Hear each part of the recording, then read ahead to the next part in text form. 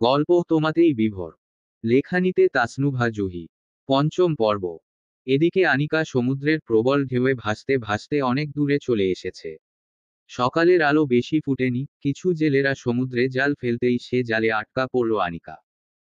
জেলেরা জালে অনেক ভারী কিছু অনুভব করতেই জালটাকে যত দ্রুত সম্ভব নৌকায় উঠালো। জালটা উঠাতেই সবাই অবাক। জেলেদের ভিতর থেকে একজন ব্যক্তি বলল, হানিফ, দেখতো মেয়েটা বেঁচে আছে কি? হানিফ আনিকার শ্বাস চেক করে বলল, হ্যাঁ সর্দার, মেয়েটার শ্বাস প্রশ্বাস এখনো চলছে, বুকে মনে হচ্ছে গুলি লেগেছে, এই মুহূর্তে যত দ্রুত সম্ভব মেয়েটাকে হাসপাতালে না নিলে মেয়েটা বাঁচবে না। জেলেদের সর্দার বলল, হ্যাঁ তাড়াতাড়ি নৌকা ঘুরিয়ে সমুদ্রের তীরে নিয়ে চল, মেয়েটাকে এখনই হাসপাতালে নিয়ে যেতে হবে। সর্দারের কথানুযায়ী হানিফ দ্রুত নৌকাটা পারে নিয়ে গেল। হানিফ দ্রুত একটা গাড়ি ডেকে নিয়ে আয় মেয়েটাকে হাসপাতালে নেওয়ার জন্য। হানিফ দ্রুত গাড়ি ডাকতে গেল। সর্দার আফসোস করে বলতে লাগলো, আহারে কি নিষ্পাপ মাইয়াদা রে, কোন অমানুষ যে এভাবে মাইয়াদা রে গুলি মাইরা নদীতে ফালাই দিয়া গেল, আল্লাহ তার বিচার করুক। কিছুক্ষণ পর গাড়ি আনার পর আনিকাকে নিয়ে গাড়িতে উঠালো। আনিকাকে নিয়ে গাড়ি ছুটল হাসপাতালে দিকে। আনিকাকে গাড়ি থেকে নামিয়ে দ্রুত ইমার্জেন্সিতে নিয়ে গেল।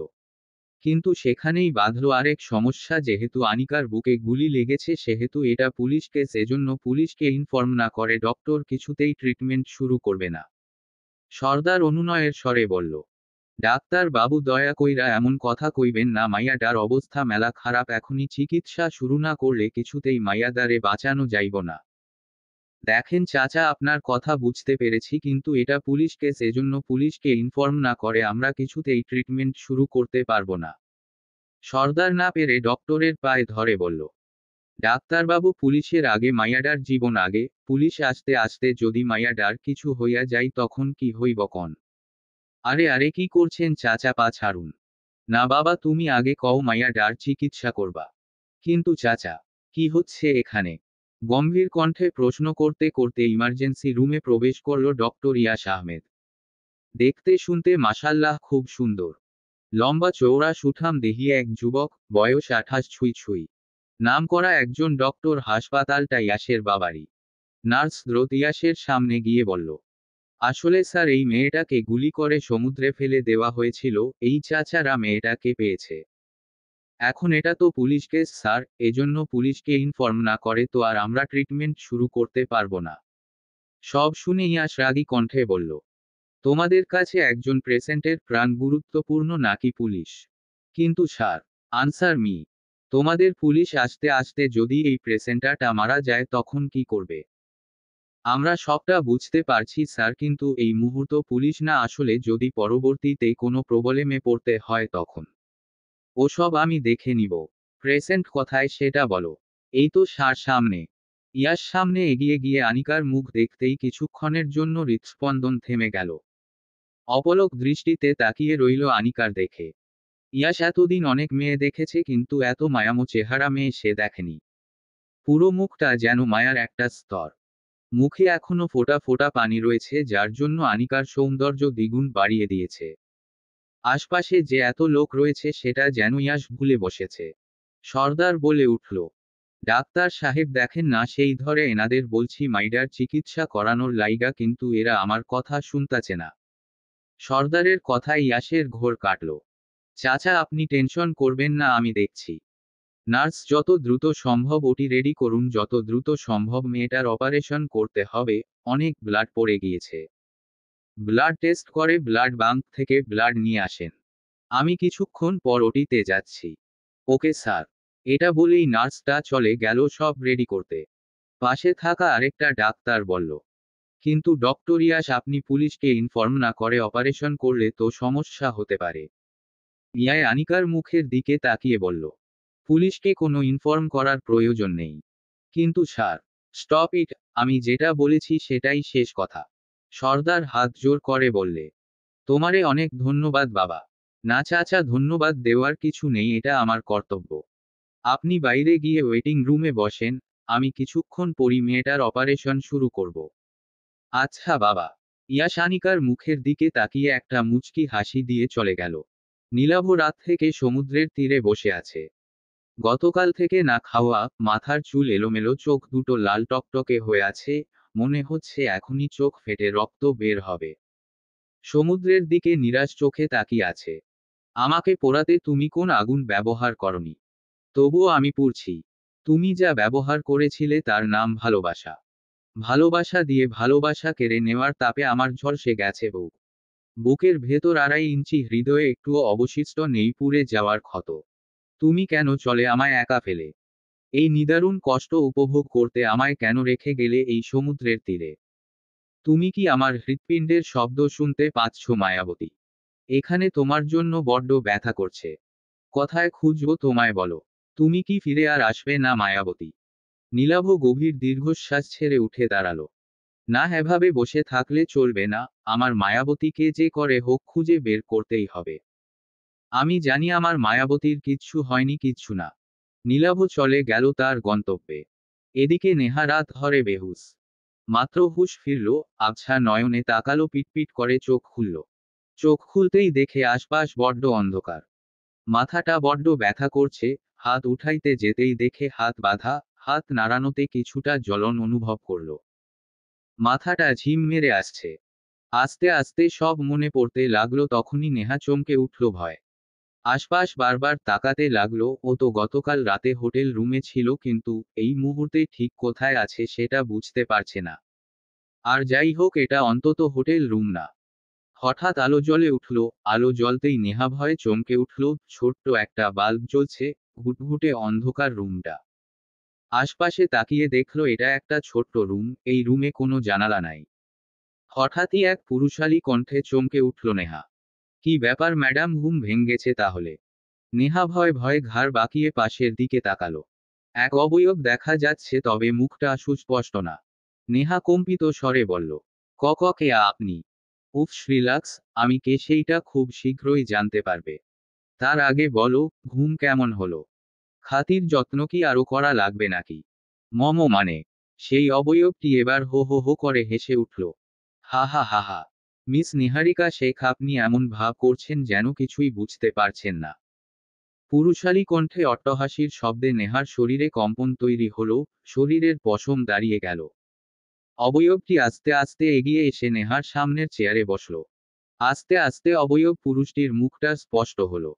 নেহা তার দিকে তাকাতেই পুরুষটি একটা মুচকি হাসি দিয়ে বলল, আহা নিহারিকা ম্যাডাম, আপনার এই ছোট্ট মাথায় এত চাপ দিয়েন না। আমার পরিচয় কিছুক্ষণের ভিতরই টের পাবেন। আপনি আমার নাম কিভাবে জানলেন? বাঁকা হেসে বলল, এটা তো জাস্ট একটা নাম। আমি তো তোমার বিষয়ে সবই জানি। কি জানেন আমার বিষয়ে? বলছি, তার আগে ততলানো বন্ধ করো ওকে। আমি ইন্সপেক্টর ফাইয়াজ মাহমুদ। আর তুমি এই মুহূর্তে আমার আন্ডারে আছো। যদিও তোমাকে থানায় রাখার কথা ছিল, তবে ভাবলাম থানার আদর যত্নটা তোমার জন্য খুবই কম হয়ে যাবে। তার জন্য আমার এই গুপ্ত ঘরে তোমাকে নিয়ে আসলাম স্পেশালি আদর যত্ন করতে। ফাইয়াজের কথা শুনে নেহা খুব ভয় পেয়ে গেল। ততলাতে ততলাতে বলল, আমি এখানে কিভাবে আসলাম? আর আমাকে কেন আটকে রেখেছেন? ওই যে বললাম তোমাকে স্পেশালি আদর যত্ন করব সেজন্য। আর তোমাকে ঘোড়ার গাড়িতে চাপিয়ে এখানে নিয়ে এসেছি, বুঝলা? মানে? ফাইয়াজ এবার রেগে বলে উঠল। এই মেয়ে স্টপ ইট, এমন ভাব করছে যেন তুমি কিছুই জানো না। হঠাৎই ফাইয়াজের ধমক শুনে নেহা কিছুটা লাফিয়ে উঠল, ভয় আর কোনো প্রশ্ন করার সাহস পেল না। তবে এটা বুঝতে পারছে না তাকে এখানে কেন নিয়ে আসা হয়েছে। এই মেয়ে, এদিকে তাকাও। নেহা ভয় ভয় ফাইয়াজের দিকে তাকালো। ফাইয়াজ গম্ভীর কণ্ঠে বলল, আনিকাকে খুন কেন করেছো?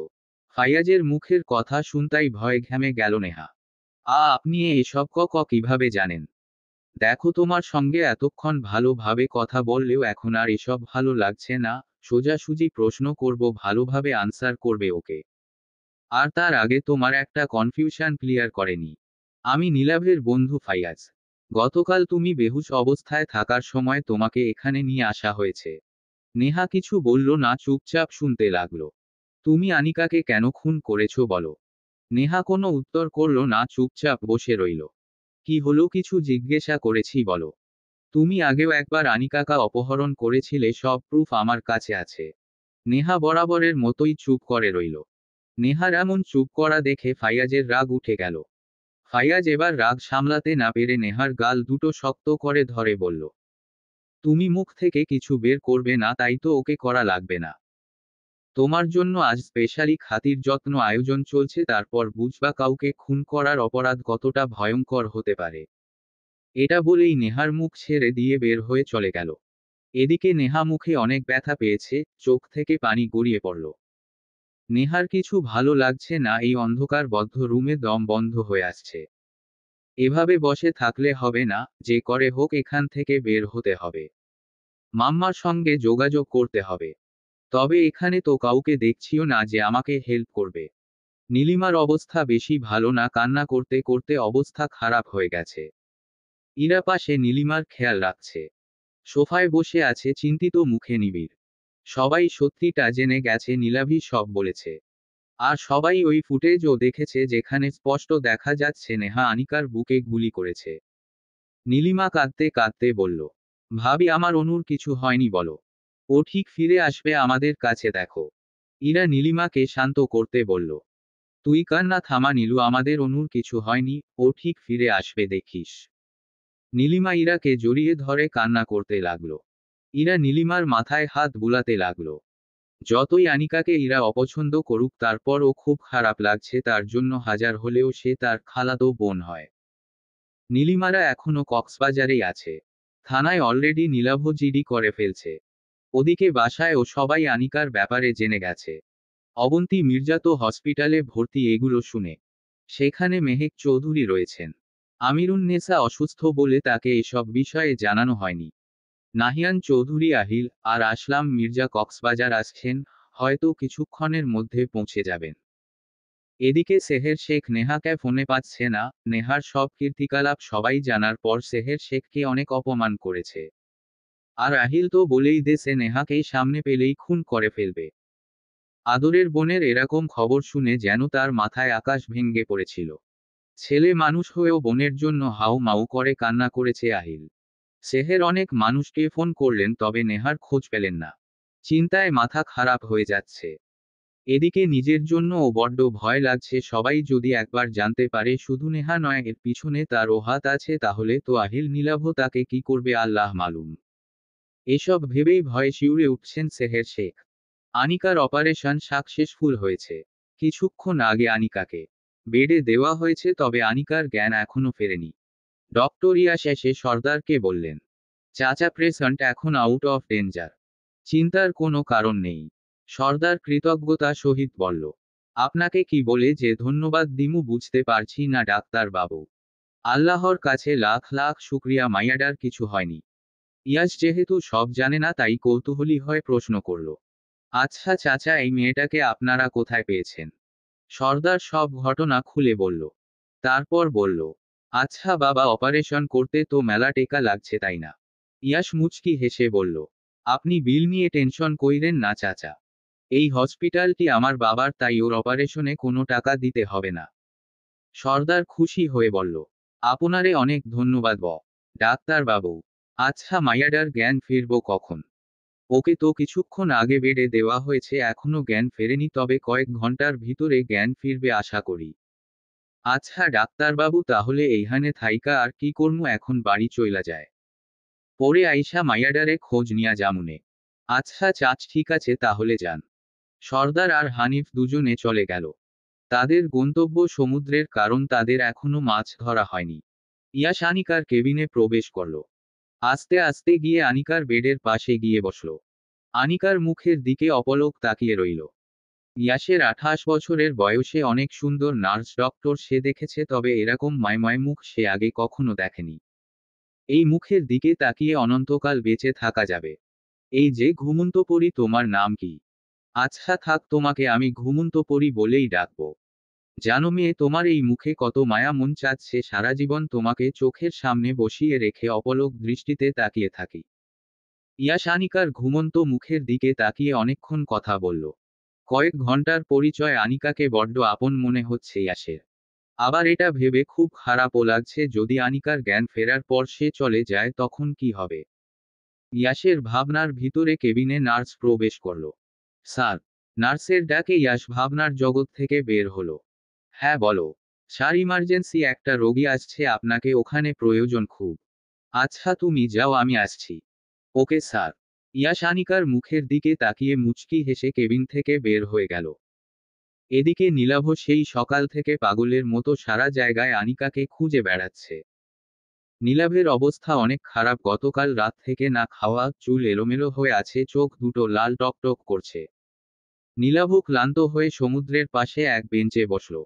তখনই ওখানে ফাইয়াজ আসলো। ফাইয়াজ এসে দেখে নীলাভ ক্লান্ত মুখে হতাশ চোখে সমুদ্রের দিকে তাকিয়ে আছে। ফাইয়াজ গিয়ে নীলাভের পাশে বসল। নীলাভ। ফাইয়াজের ডাকের কোনো উত্তর দিল না, নীলাভ চুপচাপ বসে রইল। এই নীলাভ, কথা বল। তোর চোখ মুখের একই হাল করেছিস। নীলাভ এবার ফাইয়াজের দিকে ফিরল।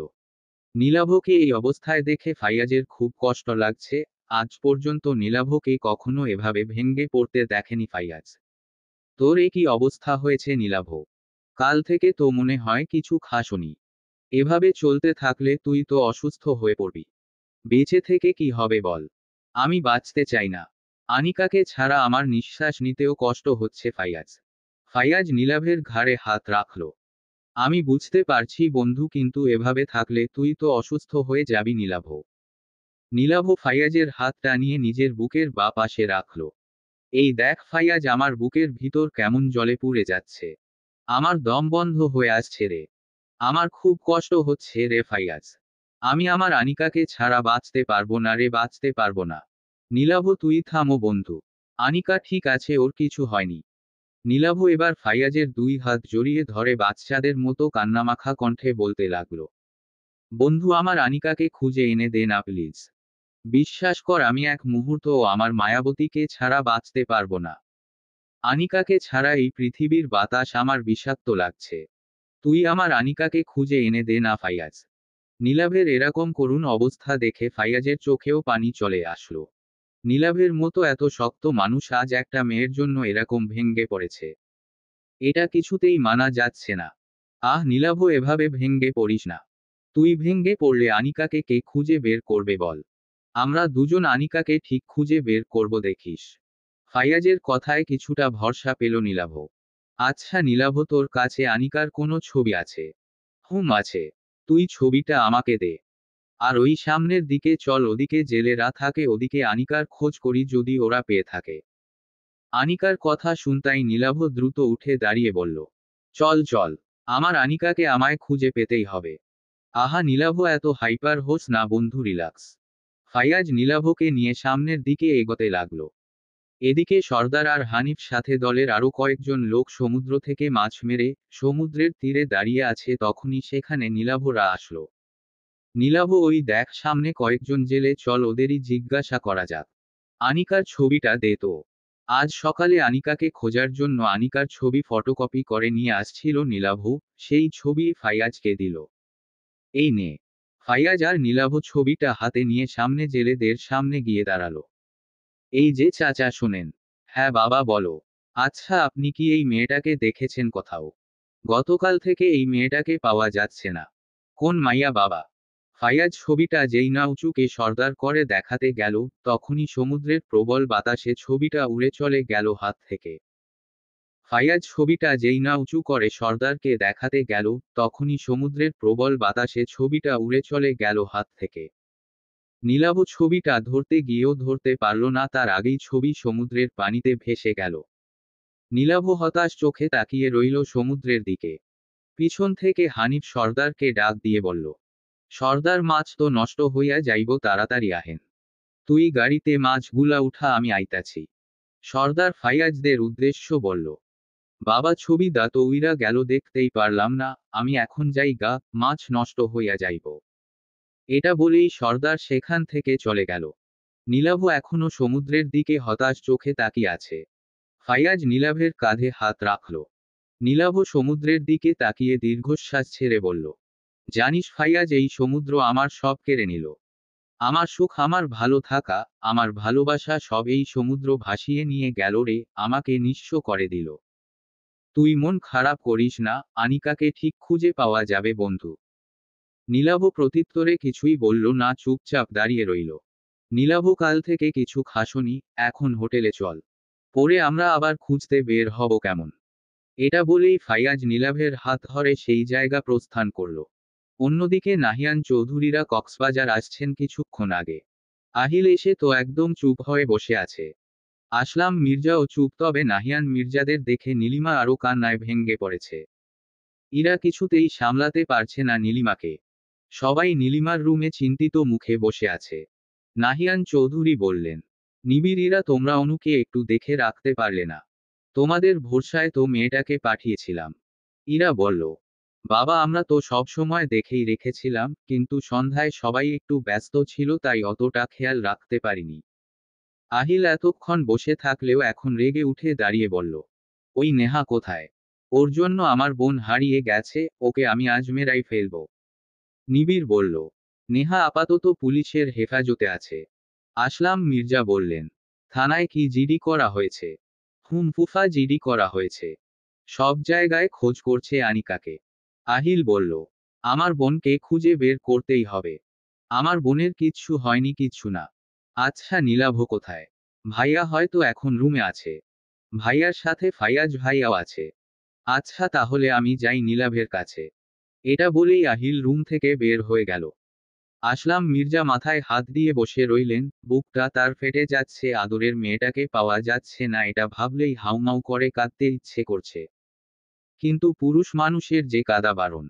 নাহিয়ান চৌধুরী আসলাম মির্জার কাঁধে হাত দিয়ে বললেন, দুলাভাই আমাকে মাফ করে দিও, তোমার মেয়েটাকে দেখে রাখতে পারিনি আমরা। না নাহিয়ান, তোমার কোনো দোষ নাই, বিপদ তো কখনো বলে কয় আসে না। আমি জানি আমার মেয়ে যেখানেই আছে ভালো আছে। আমিও তাই চাই দুলাভাই, আমার অনুমা যেন ভালো থাকে। ইরা বলল, কিন্তু বাবা যতদূর শুনলাম অনুর নাকি বুকে গুলি লেগেছে, তাহলে যদি। নিবিড় ধমকে বলে উঠল, আহা ইরা, বাজে কথা বলো না তো, আমাদের অনু ভালো আছে, ওকে ঠিক খুঁজে পাওয়া যাবে। হুম। আনিকার জ্ঞান ফিরছে কিছুক্ষণ আগে। তবে আনিকা কোনো কথা বলছে না, পাশে ইয়াস অনেকক্ষণ যাবৎ বসে আনিকার সঙ্গে কথা বলার ট্রাই করছে, কিন্তু আনিকার কোনো রেসপন্স পাওয়া যায়নি, সে একদম নিশ্চুপ। এই যে ঘুমন্ত পরি, তোমার নাম কি? তোমার এখন কেমন লাগছে? আনিকা কিছুই বলছে না, শুধু শুধু ফ্যাল করে তাকিয়ে রইল। আনিকার জ্ঞান ফিরতে দেখে ইয়াস অনেক খুশি হয়েছে। তবে সে এটা বুঝতে পারছে না আনিকা কথা কেন বলছে না। এই যে মেয়ে, শুনতে পাচ্ছ? আনিকা এবারও কথা বলল না। ইয়াস ভাবছে হয়তো মেয়েটা অতিরিক্ত স্ট্রেস নিতে না পেরে আর এত বড় আঘাতের জন্য চুপ আছে। তাই তাকে একটা ঘুমের ইনজেকশন দিয়ে দিল। কিছুক্ষণ ঘুমালে ওর ভালো লাগবে এজন্য। কিছুক্ষণের ভিতর আনিকা আবার ঘুমিয়ে পড়ল। ইয়াস আনিকার মুখের দিকে তাকিয়ে মুচকি হেসে বলল, তুমি আসলেই একটা পরী, ঘুমন্ত পরী নাম দিয়ে খুব একটা ভুল করিনি আমি। আল্লাহ যেন তোমাকে নিজ হাতে অতি যত্নে গড়েছে, পৃথিবীর সকল মায়া যেন তোমাকে দিয়েছে। আমার মায়ের পরে তুমি সেই নারী যার মুখে আমি এত মায়া দেখছি। ইয়াস আনিকার মুখের দিকে কিছুক্ষণ তাকিয়ে দেখে কেবিন থেকে বের হয়ে গেল। অন্যদিকে নীলাভকে অনেক চেষ্টা করেও কিছু খাওয়াতে পারছে না ফাইয়াজ। নীলাভ না খাওয়ার ফলে আর অতিরিক্ত টেনশনে অনেক দুর্বল হয়ে পড়েছে। এই নীলাভ, আর পাগলামি করিস না, একটু খা, নইলে অসুস্থ হয়ে পড়বি। দেখ ফাইয়াজ, আমার খেতে ইচ্ছে করছে না, প্লিজ আমাকে জোর করিস না। আরে বাবা, তুই না খেলে সুস্থ হবি কি করে? আর আনিকাকে খুঁজে বের করবি কিভাবে? আনিকার কথা শুনতাই নিমিষে মনটা আরো খারাপ হয়ে গেল নীলাভের। পৃথিবীর সবকিছু বিষাক্ত লাগছে, কোনো কিছুতেই যেন শান্তি লাগছে না। আনিকার মায়ভরা মুখটা দেখার জন্য হৃদয় ব্যাকুল হয়ে আছে। এই নীলাভ চুপ কেন? অল্প একটু মুখে দে বন্ধু। দেখ ফাইয়াজ, আমাকে জোর করিস না, আমি খাবো না। আমার আনিকা খেয়েছি কি না জানি না, কেমন আছে কোথায় আছে সেটাও জানি না, আর আমি এখানে বসে আয়েশ করে খাবো অসম্ভব। আমি সব বুঝতে পারছি নীলাভ, কিন্তু তুই বুঝবি না রে, তুই বুঝবি না, প্রিয়জন হারানোর বেদনা তুই বুঝবি না। এই যে শহরে এত এত মানুষ বাস করে, তবুও মানুষ কেন মানুষের অভাবে মরে? মানুষ কেন মানুষের অভাবে ছটফট করে? শহরে এত এত মানুষ থাকা সত্ত্বেও মানুষ কেন নির্দিষ্ট একটা মানুষের জন্য জীবন বিসর্জন দেয়? কেনই বা তার জন্য কেঁদে কেঁদে চোখ ভাসায় আমৃত্যু পর্যন্ত?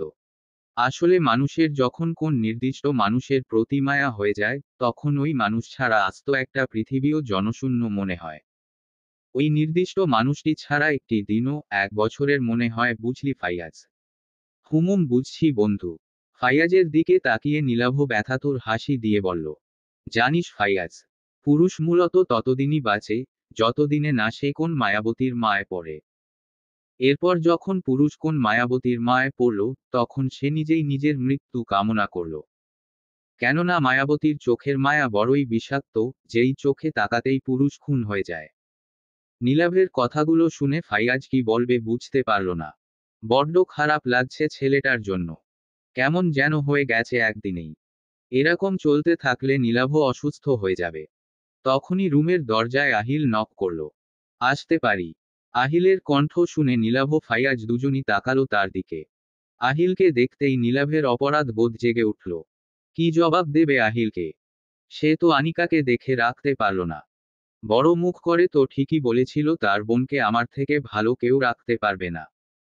অথচ আজ তার বোনকে দেখে রাখা তো দূর, একবারে তার বোন হারিয়ে ফেলছে। ফাইয়াজ বলল, আরে আহিল ব্রো, যে আসো আসো, ভিতরে আসো। আহিল রুমে এসে নীলাভের পাশে বসল। নীলাভ। আহিলের ডাকে নীলাভ তার দিকে বিষণ্ণ চোখে তাকালো। এ কি হাল করেছিস নিজের? একদিনেই তো পাগল হয়ে গেছিস।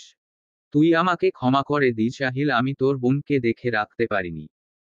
আমি পারলাম, আমার মায়াবতীকে আগলে রাখতে পারলাম না রে।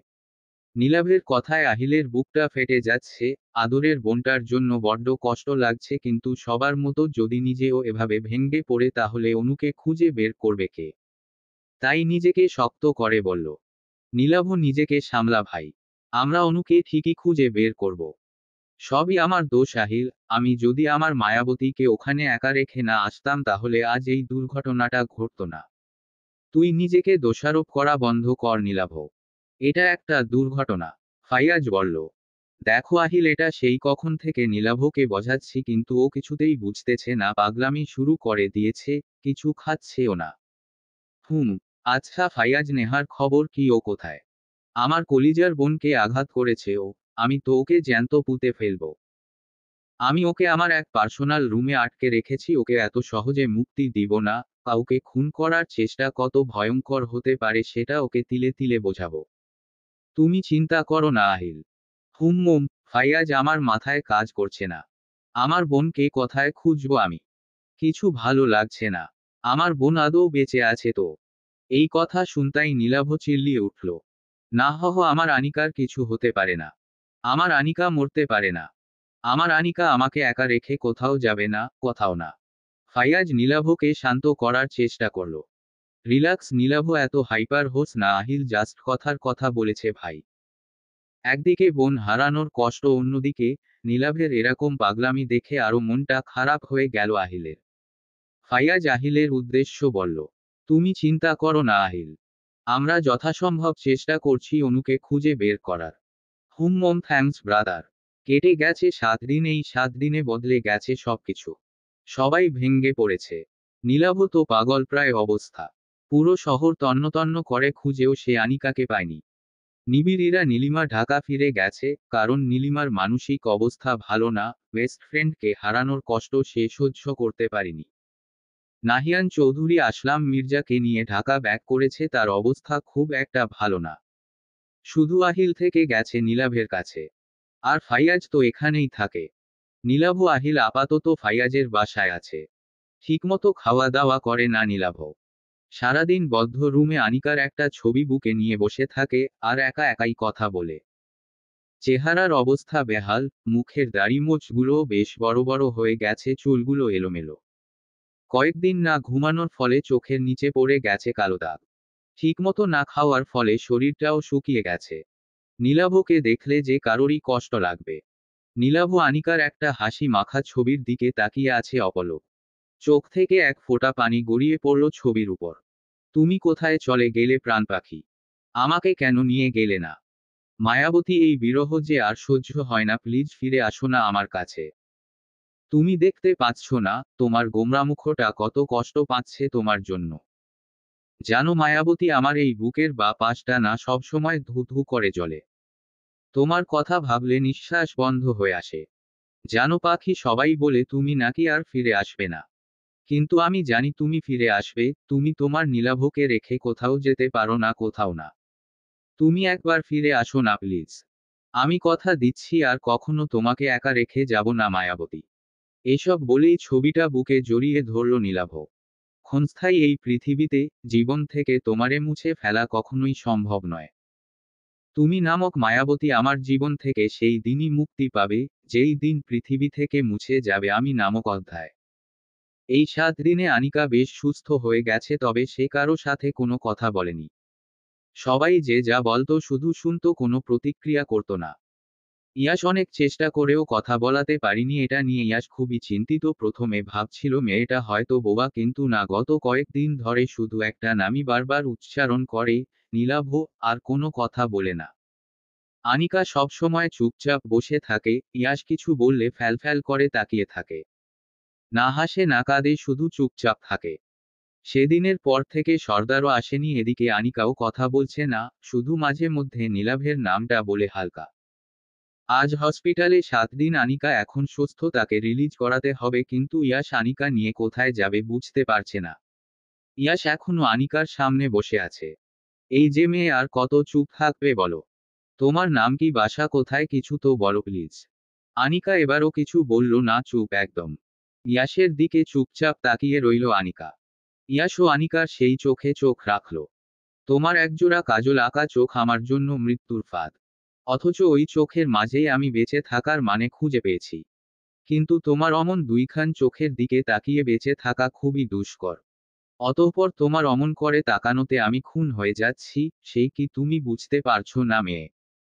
আনিকা এখনো চুপচাপ বসে রইল। ইয়াশ ভাবছে আজ আনিকাকে বাসায় নিয়ে যাবে, যেহেতু আনিকার পরিচয় সে জানে না আর আনিকাও কথা বলছে না, আর এই হসপিটালেও বেশি দিন রাখা যাবে না, এজন্য বাসায় নিয়ে যাবে। এমনিও এই কয়েকদিনে আনিকার মায় সে আসক্ত হয়ে গেছে, ভালোবাসা কখন কার প্রতি হয়ে যায় বলা মুশকিল। এদিকে নীলাভের অবস্থায় ক্রমশই খারাপ হতে লাগলো। নীলাভ আজ 2 দিন না খাওয়া, রুম থেকেই বের হয় না, ভিতর থেকে লোক করা রয়েছে। অতিরিক্ত মানসিক চাপ সহ্য করতে না পেরে অসুস্থ হয়ে গেছে। আহিল আর ফাইয়াজ অনেক বলেও নীলাভকে দিয়ে দরজা খুলাতে পারিনি, তবে আজ নীলাভের কোনো সারা শব্দ না পেয়ে কেমন জানি সন্দেহ হয়, দ্রুত দুজন মিলে দরজা ভেঙে ভিতরে ঢুকেই মাথায় আকাশ ভেঙে পড়ল। নীলাভ ফ্লোরে আনিকার সেই ছবিটা বুকে জড়িয়ে শুয়ে আছে। আহিল দ্রুত গিয়ে নীলাভকে ডাকতে লাগলো। এই নীলাভ, ওঠ, কি হয়েছে তোর? আহিলের এত ডাকেও নীলাভ কোনো সাড়া দিল না। তাই ফাইয়াজ বলল, আহিল, আর দেরি করা ঠিক হবে না, নীলাভ সেন্সলেস হয়ে আছে, যত দ্রুত সম্ভব হসপিটালে নিতে হবে। হ্যাঁ, ঠিক বলেছ। এটা বলেই দুজন নীলাভকে নিয়ে হসপিটালের উদ্দেশ্য ছুটল। আনিকার সব কাগজপত্র রেডি, কিছু ঔষধপত্র বাকি আছে, সেগুলো আনতে গেছে ইয়াশ, ওগুলো আনলেই আনিকাকে নিয়ে বের হয়ে যাবে। কিছুক্ষণ বাদে ইয়াশ এসে আনিকাকে নিয়ে বের হলো। আনিকাকে হুইল চেয়ারে বসিয়ে দিয়ে ইয়াশ নিয়ে যেতে লাগলো। অন্যদিকে সেই সময়েই স্ট্রেচারে করে নীলাভকে নিয়ে আসতে লাগলো আহিল আর ফাইয়াজ। অন্যদিকে সেই সময়েই স্ট্রেচারে করে নীলাভকে নিয়ে আসতে লাগলো আহিল আর ফাইয়াজ। নীলাভ বেহুশ অবস্থায় স্ট্রেচারে শুয়ে আছে। আনিকা একদম চুপচাপ বসে রয়েছে হুইল চেয়ারে। ইয়াশ আনিকার হুইল চেয়ারটা ধরে নিয়ে যেতে লাগলো। নীলাভের স্ট্রেচার আর আনিকা একদম প্রায় কাছাকাছি। আনিকার চুল মুখের একপাশে দেওয়া, যার জন্য আনিকাকে চেনা যাচ্ছে না। আহিল আর ফাইয়াজেরও অন্য কোনো দিক খেয়াল নেই, তারা নীলাভকে নিয়েই ব্যস্ত আছে। নীলাভ আনিকার পাশ দিয়ে যেতেই আনিকার হঠাৎ কি জানি হলো, সে পিছু ফিরে নীলাভের স্ট্রেচারের দিকে তাকালো, তবে সে নীলাভকে দেখতে পেল না। আহিলের জন্য আহিলের আবডালে নীলাভকে দেখা যাচ্ছে না। আনিকা আজ 7 দিনের ভিতর এরকম করলো, তাই তো ইয়াশ কিছুটা চমকে গেল। আর আনিকাকে অনুসরণ করে সেও পিছু ফিরল, কিন্তু সে কিছু দেখতে পায়নি, কারণ তার আগেই নীলাভকে ইমার্জেন্সি রুমে নিয়ে যাওয়া হয়েছে। ইয়াশ একটু ঝুঁকে আনিকার দিকে তাকিয়ে বলল, এই যে মেয়ে, পিছু ফিরে কি দেখছো, সামনে তাকাও। ইয়াশের কথায় আনিকা কোনো প্রতিক্রিয়া দেখালো না, সে চুপচাপ আবার আগের মতো বসে রইল। ইয়াশ আনিকাকে নিয়ে হসপিটাল থেকে বের হয়ে গেল। নীলাভকে দ্রুত আহিল আর ফাইয়াজ ইমার্জেন্সি রুমে নিয়ে গেল, কিন্তু সেখানে কোনো ডাক্তার ছিল না, তাই তো আহিল রেগে বলে উঠল, এই যে নার্স, কতক্ষণ ধরে এখানে আমার ভাইকে নিয়ে এসেছি, কিন্তু এখন পর্যন্ত কোনো ডক্টর নেই কেন? প্লিজ স্যার, আপনি শান্ত হন। এই মুহূর্তে সব ডক্টরই ডিউটিতে আছে। আর ডক্টর ইয়াস, তিনি এই মুহূর্তে হসপিটালে নেই, মাত্রই বের হয়ে গেল। দেখুন আমি কোনো কিছু জানি না, এই মুহূর্তে আমার ভাইয়ের ট্রিটমেন্ট শুরু করেন আপনারা। আচ্ছা স্যার, আমরা দেখছি, আপনি প্লিজ বাহিরে গিয়ে ওয়েট করুন। আপনারা দেখবেন মানে? ডক্টর কোথায়? আমরা ডক্টরকে ডেকে নিয়ে আসছি, আপনারা বাহিরে গিয়ে বসুন। ফাইয়াজ বলল। আহিল মাথা ঠান্ডা করো, এটা হসপিটাল, চলো বাহিরে যাই আমরা। ওনারা তো বলল ডক্টর ডেকে এনে নীলাভকে দেখবে। চলো। আহিলরা বাহিরে চলে গেল। এদিকে নার্স ডক্টরকে ডেকে এনে নীলাভকে দেখতে লাগলো।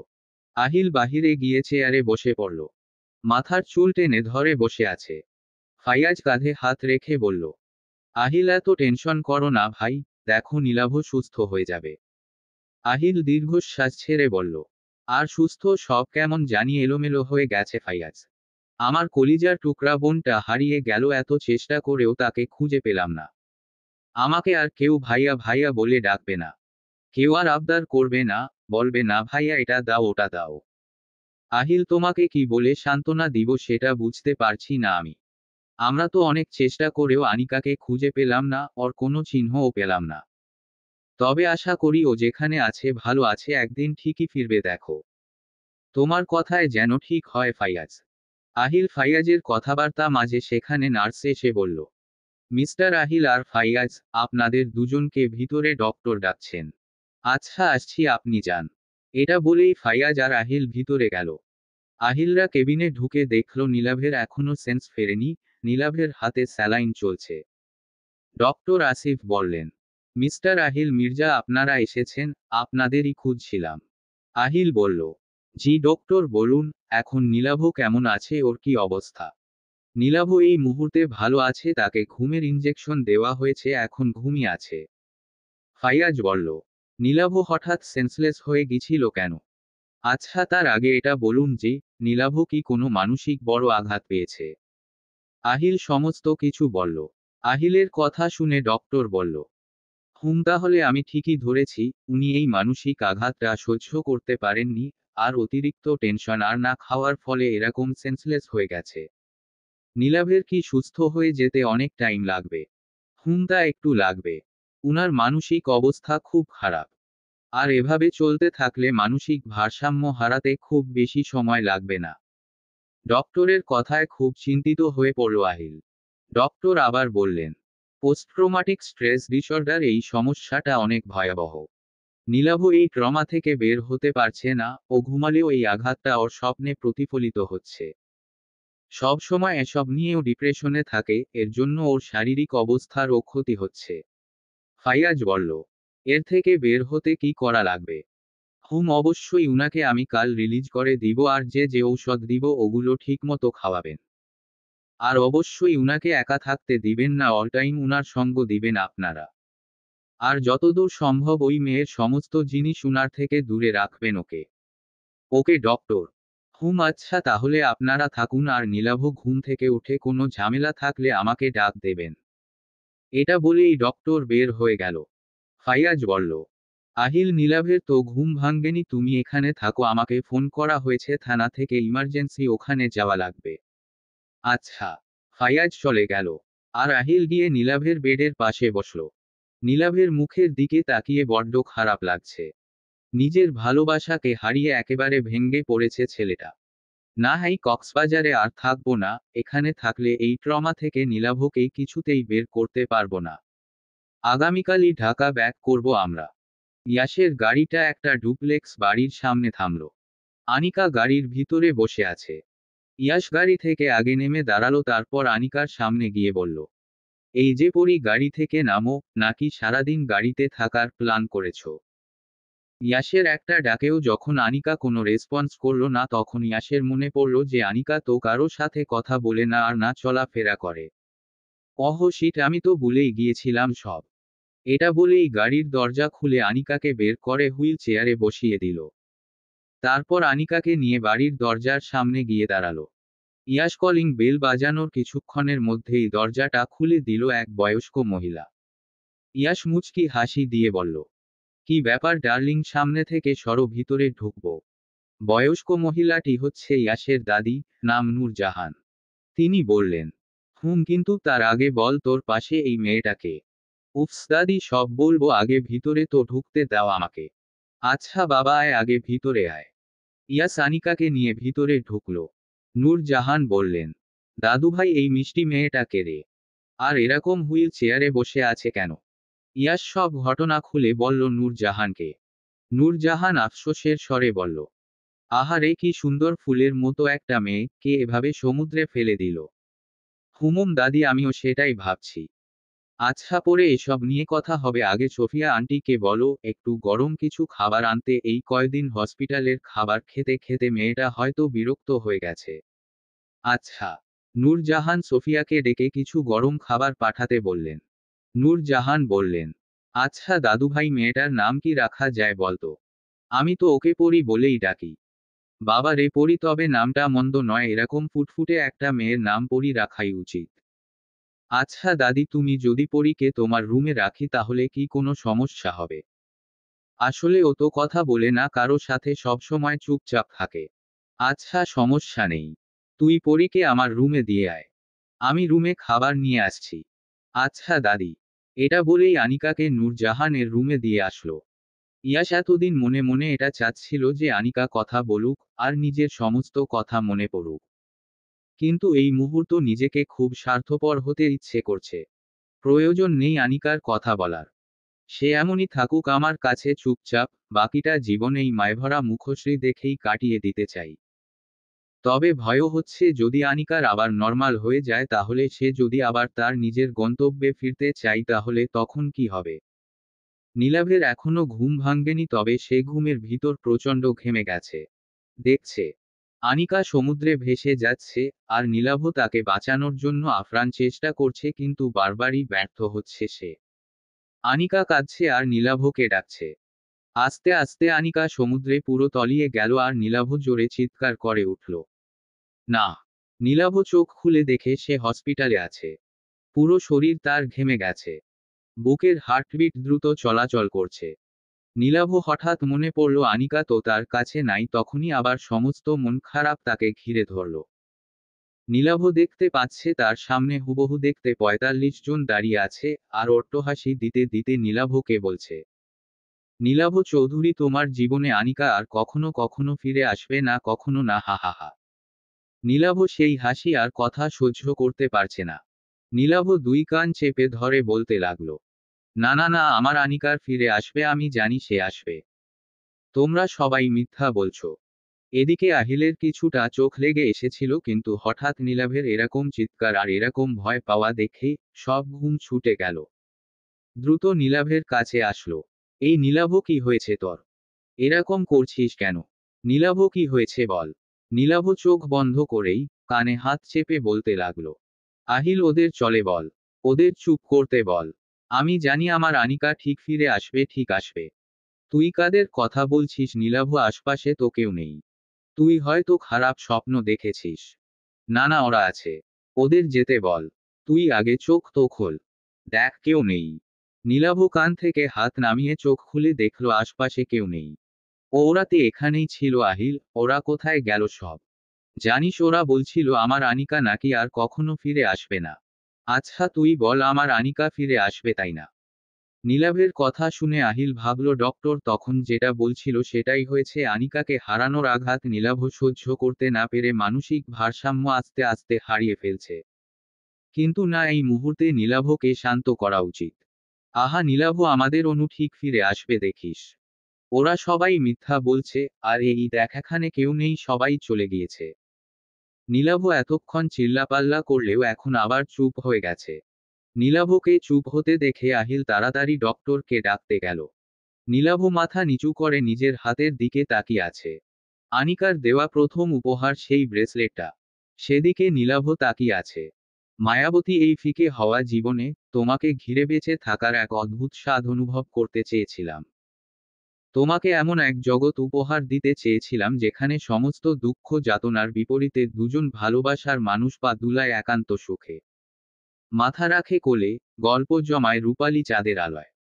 কিন্তু নিয়তির এক নিষ্ঠুর পরিহাসের কাছে আমি হেরে গেলাম। যখনই তোমাকে নিজের করে পেলাম, তখনই হঠাৎ এক ঝড় এসে সব লণ্ডভণ্ড করে দিয়ে গেল, আর সঙ্গে নিয়ে গেল তোমাকে। আমি হারিয়ে ফেললাম তোমাকে, পারলাম না রাখতে আগলে। তোমার পথ চেয়ে বসে আছি তোমার অপেক্ষায় মায়াবতী। জানি একদিন তুমি ফিরবে, আর সেদিনেই আমাকে জীবন্ত লাশ থেকে মুক্তি দিবে। কেবিনে তখনই ডক্টর আর আহিল প্রবেশ করল। কেবিনে সবাই আসলেও সেদিকে নীলাভের কোনো ভ্রুক্ষেপ নেই। নীলাভ এখনো আনিকার দেওয়া সেই ব্রেসলেটের দিকে তাকিয়ে আছে। ডক্টর এসে নীলাভকে চেক আপ করে বলল, মিস্টার আহিল, এখন এনার কন্ডিশন আপাতত ভালোই দেখা যাচ্ছে, তবে কিছুক্ষণের আগে ঘটনা শুনে এটা বুঝতে পারলাম উনি এখনো ট্রমার ভিতর থেকে বের হতে পারছেন না। এজন্য সমস্ত স্মৃতি অনেক আরো ডিপ্রেশনে ফেলে দিচ্ছে। ডক্টর, আমিও বুঝতে পারছি। আগামীকাল রিলিজ দিলে ওকে বাসায় নিয়ে যাব। সবার মাঝে থাকলে যদি কিছুটা ভালো হয়ে যায় সেজন্য। সেটাই ভালো হবে। আচ্ছা আহিল, মিস্টার নীলাভকে একটা ইনজেকশন দিতে হবে এই মুহূর্তে, সেটা এখানে নেই। আপনি এটা একটু এনে দিন তো, কিছুক্ষণ পর এটা দিতে হবে। শিওর ডক্টর, দিন। আহিল প্রেসক্রিপশন নিয়ে বেরিয়ে গেল ইনজেকশন আনার উদ্দেশ্য ডক্টর ও বের হয়ে গেল। নীলাভ এখনো বেডে বসে ব্রেসলেটের দিকে তাকিয়ে আছে, চোখ দুইটা ছলছল করছে। কেউ নীলাভের কষ্টটা বুঝতেই পারছে না। উপর দেখে কি আর ভিতর বোঝা যায়? ভালোবাসা হারানোর যন্ত্রণা কত কঠিন একমাত্র সেই জানে যে তার ভালোবাসার মানুষকে হারিয়েছে। মায়াবতী, তুমি কোথায় চলে গেলে? দেখো না, আজ সবাই আমাকে পাগল উপাধি দিচ্ছে। ও পাখি, একবার ফিরে আসো না প্লিজ। আমার হৃদয়টা জলে পুড়ে ছারখার হয়ে যাচ্ছে, আর তো সহ্য করতে পারছি না। কিছুক্ষণ বাদেই আহিল ফার্মেসি থেকে ইনজেকশন নিয়ে আসলো, সঙ্গে ডক্টর আর নার্সও আসছে। আহিল ইনজেকশনটা ডক্টরের হাতে দিয়ে নীলাভের পাশে বসল। ডক্টর নার্সকে বললেন, সিস্টার, রাতের ঔষধগুলো উনাকে দিয়েছেন কি? জি স্যার। আহিল নীলাভকে বললস, এই নীলাভ, এখন কেমন লাগছে তোর? নীলাভ ছলছল চোখে আহিলের দিকে তাকালো কিন্তু কিছু বললে না। ডক্টর নার্সকে বলল নীলাভকে ইনজেকশনটা পুশ করার জন্য। ডক্টরের কথা মতো নার্স এসে নীলাভকে বলল, মিস্টার চৌধুরী, আপনার হাতটা দিন তো। মিস্টার চৌধুরী ডাকটা শুনতাই নীলাভের বুকের ভিতর চিক মেরে উঠল। এই নামে আনিকা তাকে ডাকত। নীলাভ নার্সের দিকে এক পলক তাকিয়ে চোখ নামিয়ে নিয়ে আসতেই নার্সের গলার লকেট সহ চেইনের দিকে নজর যেতেই নীলাভ চিৎকার দিয়ে উঠল, আনিকা! নীলাভ নার্সের দিকে এক পলক তাকিয়ে চোখ নামিয়ে নিয়ে আসতেই নার্সের গলার লকেট সহ চেইনের দিকে নজর যেতেই নীলাভ চিৎকার দিয়ে উঠল, আনিকা! নীলাভ হঠাৎ করে আনিকার নাম ধরে চিৎকার দেওয়াতে কেবিনের সবাই অবাক হয়ে গেছে। আহিল দ্রুত নীলাভের কাছে গেল। এই নীলাভ, কি হয়েছে? তুই চিৎকার দিয়ে উঠলি কেন? আহিল, ওই দেখ আনিকার লকেট। নীলাভ, শান্ত হ ভাই। এখানে অনুর লকেট কোথা থেকে আসবে বল? লকেটের নাম শুনতাই নার্সটা বুঝতে পারে নীলাভ হয়তো এই চেইনটার কথা বলছে, তাই সে দ্রুত চেইনটা ড্রেসের ভিতরে ঢুকিয়ে রাখল। ওই দেখ নার্সের গলায় আহিল। আহিল নীলাভের কথানুযায়ী নার্সের দিকে তাকালো কিন্তু আহিল কোনো চেইন দেখতে পেল না। নীলাভ, তুই হয়তোবা ভুল দেখেছিস, ওই দেখ নার্সের গলায় চেইন নেই।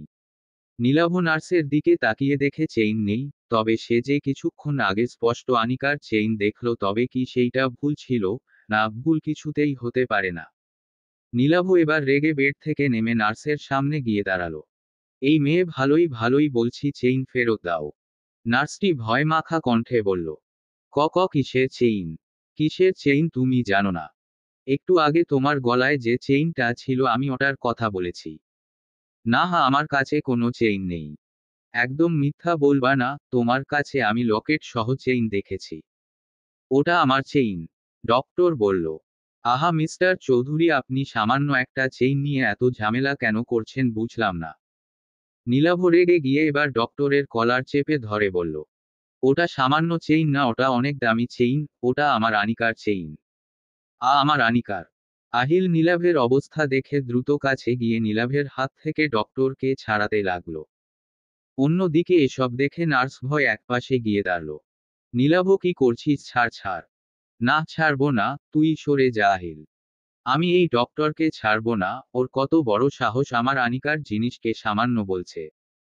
ও হয়তো জানে না আমার আনিকা আমার কাছে কত মূল্যবান, তার জিনিসগুলোও আমার কাছে অনেক মূল্যবান, কারণ সবকিছুতে আনিকার স্পর্শ লেগে আছে।